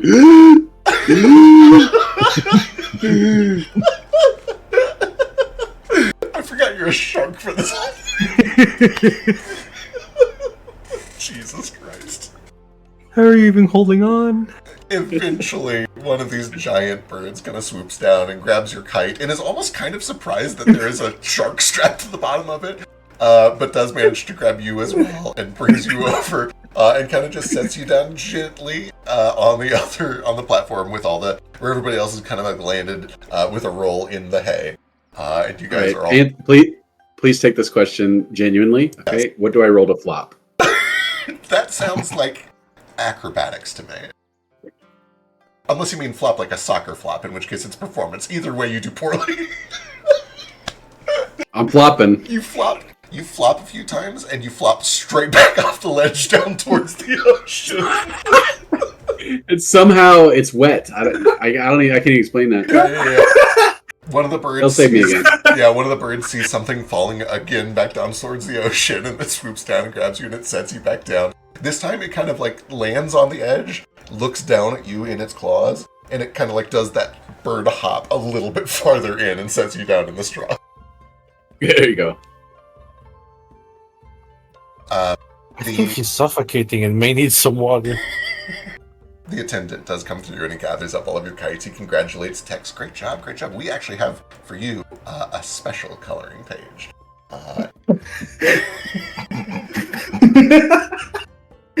You get a coloring page that is on this like fine glossy vellum, and everybody else gets the shit coloring pages.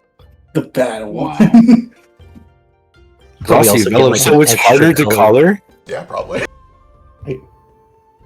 I'll give it twice. Oh, They're learning to It's draw. like being a plushie. he's learning to draw. kitty cat's learning to draw. That's so wonderful. Who's a better artist, Weiss or my sister? Ooh. Think carefully about this. Yeah, I gotta double check. Throw Cackles into the mix too. You don't have to double check. You know it's my sister.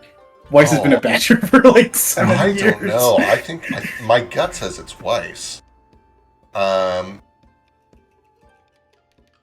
Your sister for sure would be better at like street art, at graffiti. Weiss is probably better at like technical art and illustration, if I had to guess.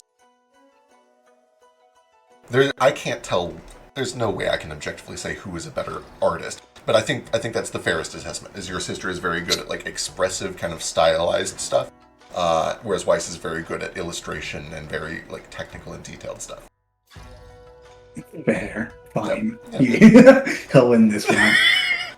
It's anathema for me to tell an artist that they're better than another artist or worse. You could tell me though. Immediately. Yeah, we're all better artists than you, Biscuit. Yeah. I knew it. You can see that the sun is starting to set. Dinner settles in your belly. Sushi continues to gurgle. You do see that the festival continues on into the night. Paper lanterns are sent up into the sky, and then snatched up by competing professional gliders. You see professional glide racers begin to warm up in the sky as they gear up for the big race. Oh man, they got tight suits. They're all kitted up. This is we were. Oh, Why are they snatching the lanterns? Those Yeah. are supposed to be wishes. they got tight suits, all right. They're not gonna get to the guards. Those smug bastards up there in the stupid tight suits that make them look like they're wearing nothing at all. Cackles, Just give me, snatching people's wishes out of the It's skies like that. wind. Cackles, give me a perception check. Cackles. Yeah, let me get a perception check from Cackles. Philo is playing 2 characters this campaign. Yeah. If you survived like 6 years of playing for me, you get to do dumb shit. That's what I'm here for. I only want to do the dumb shit these days. Hell yeah. How many years have I survived? It's been at least 2, right? I think. Okay. I'm so- a little pissed that you didn't let me like do this with Shu last campaign. I wish that I had. I think you had a better understanding of Shu than I did. Yeah. And I've learned as a DM that I want to do as little of the control as possible. I want the players to do all the work. On a 14, Cackles asks why they're snatching up these lanterns. They're supposed to be wishes. And what he sees is one of these professional glide racers grabs one of these lanterns, reaches in and unfurls this rolled up tiny little scroll. It glows for a moment, and then he fires his hand in the direction of one of his competitors, and there's a gust of wind that like rocks him and sends him tumbling for about 15 or 20 feet before he rights himself. And then you begin to realize that these paper lanterns are item pickups from Mario Kart. They each contain a spell scroll that they are using to fight each other. Oh my god! Oh I gotta do it. Yep. Yeah, same. As soon as Kaz learns what this is, he's like, oh. So these are like spell scrolls or cantrip decks Yeah, they're in essentially cantrip balloons decks, up there. And I imagine these gliders or wingsuits or whatever are like a lot more professional looking than the kites we were. These How guys much brought do their own these bowling cost? balls for sure. Most of them But are do they- probably in the ballpark of 25 to 50 gold pieces. Oh my god, Kaz wants to buy one of these and like customize it and put rockets in it and maybe make this his item. Hell yeah! I want to make a fucking Green Goblin glider suit. I do want to stress, the glider that I've already quoted you for 15 gold is strictly a non-thrusted, non-propulsive glider. It allows you to glide, but not to fly. I need to check the prices before I give you personal flying vehicles. I'm sure that is going to be more expensive. But yeah, it is absolutely something you can start working on. And also, yeah, like if it's one I gotta like, equip and build my own propulsion system for. That's what I took 6 fucking crafting feats for. Absolutely, and I'm sure it can be done. There are tons of items in the game that give a fly speed, yeah. Yeah, Kaz is the kind of guy who, if he didn't get like a magic hobby and have like more things to be like oh, I could do this and what I can make magic and now I can make a wingsuit and I can if he's the kind of guy that has like the crafting skill and the super focus, but he's also ADHD, so he always finds a new project. But if he didn't, he would definitely be the kind of guy that would just build a killdozer. Yeah, for sure. Perfect. I will make a note, and you can begin to start crafting this. Especially since you have an airship, it's good to have a parachute. Yeah. Oh my god, I should have had 6 level spells a level ago. What is this sheet? Why didn't it tell me I have 6 level slots? Oh no. Ah. Well, cool. My focus spell also lets me ignore difficult terrain from wind. Just Oh, hell for yeah. future note here. Nice. That probably actually would have been enough to bump you. You were only like you were neck and neck with Ruko at the end there, but Tech still smoked both of you at the end. Okay, so I do need to go to bed soon. Yes, but bring it around. I want to compete in this when we do, and also buy one of these suits for myself. Perfect. I will prep a Mario Kart glide racing minigame that we can do at some point. Maybe over the break, or maybe before we split off and do, or like in the split off group session. Like I mentioned before, even though we are splitting into our mission group soon, you guys can continue to finish up your business here in town before you actually begin your journey as needed. So we will get that sorted out next time. Is there anything that anybody else would like to do in the big group session before we start to wind down? No. I want to ask anybody if they have suggestions for the name of my new airship, Oh, so that good I can call. ignore them. What a mood. All right, then I think You looking for a funny one? I'm listening. Give me a minute. Sure, it's gonna be funny though. It's already setting the bar pretty high. I mean, there's the old classic, the salty swallow. We love that one. That is pretty fun. I like Pretty that good. one. I'm gonna miss your wit when you're gone. Just don't die, because that would, defeat the purpose of everything. True. But splitting up is probably for the best, so we can get this done faster. So Mom isn't, in tournament forever. Right. It seems smart. We've got the best spirit weavers that any of us have ever met on your team. You and Ruko. That's where we need you. I don't think you need me on that team. So I'll help this team out. True. And It'll if buy us my some mother was time to still figure out alive- what we're gonna do. Yeah. And if my mother was still alive, I'd go all for it. Your mom is alive. We found this out. It's literally something that you should probably look into.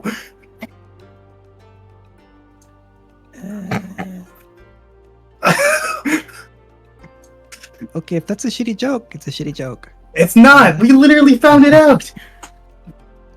Did we? Yes. I can understand that being fucking shocking news, I but don't know, actually, if we did.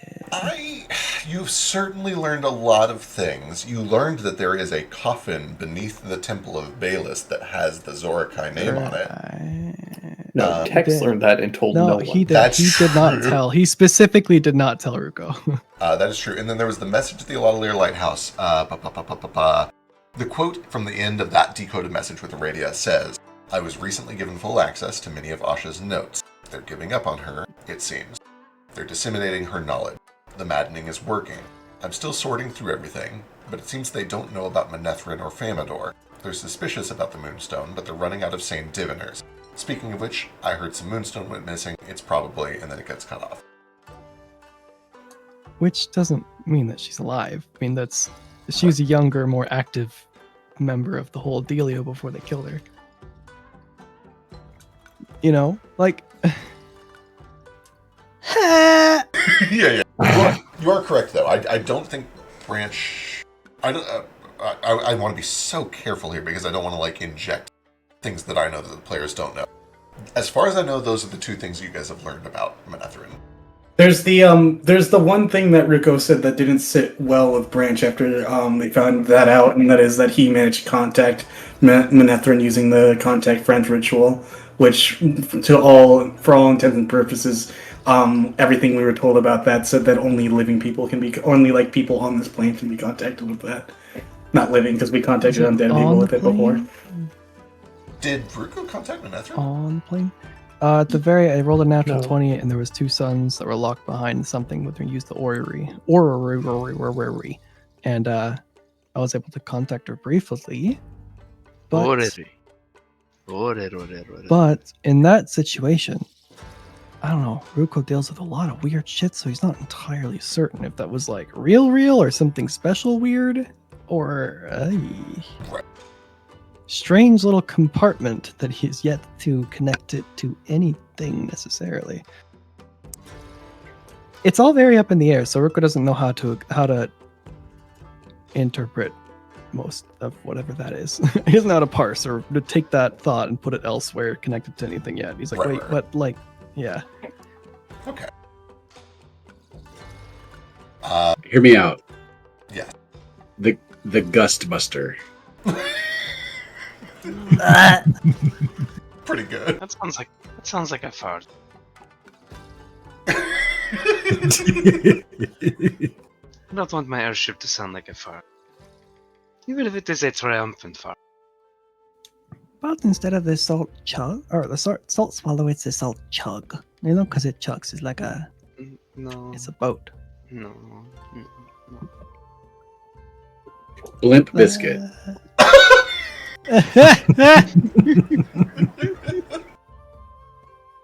Pretty good. The really amazing flyer. A little on the nose. It's fart backwards. Oh my The Mile god. High Club. God.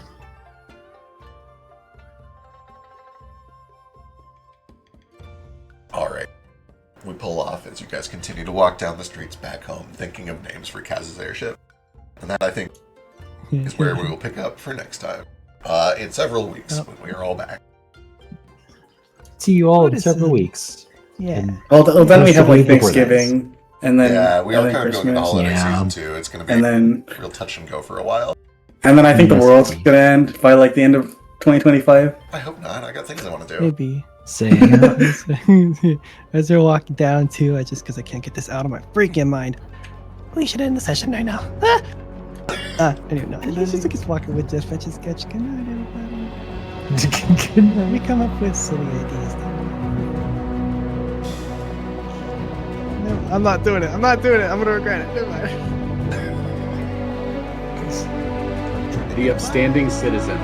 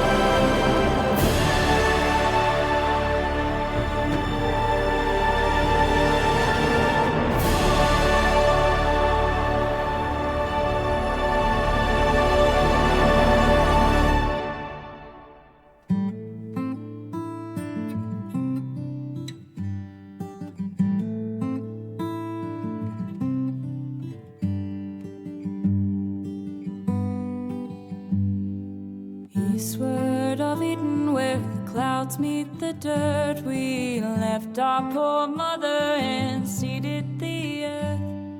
Gates they were shuttered, the latches were locked. Oh, eastward of Eden, where men become gods.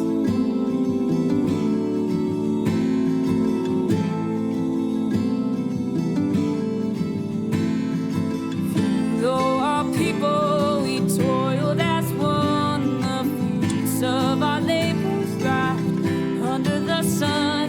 Our children is fed to outnumber the stars. So this word of Eden where day turns to dawn.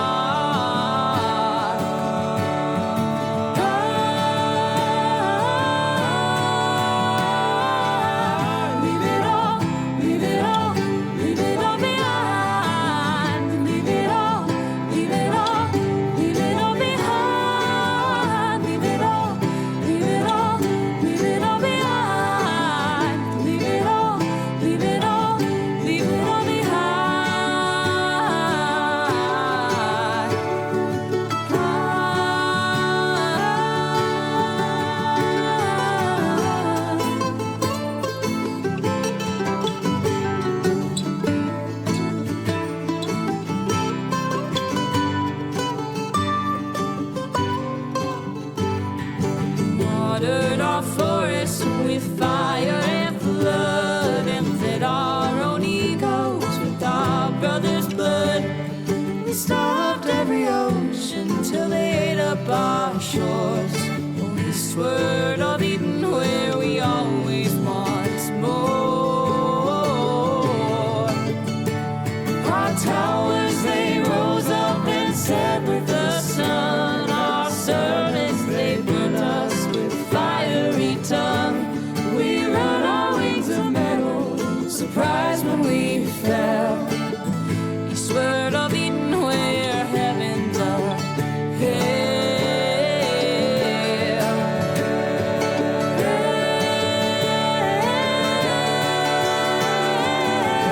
Leave it all, leave it all, leave it all behind. Leave it all, leave it all, leave it all behind. Leave it all, leave it all, leave it all behind. Leave it all, leave it all, leave it all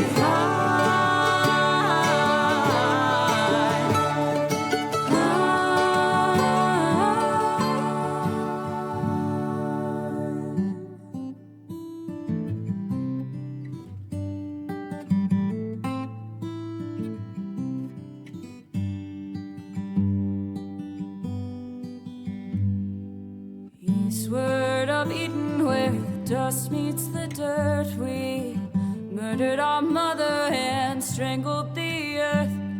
Forgive us, oh mama, whose face we forgot. Oh, this word of Eden where men become gods. This word of Eden where men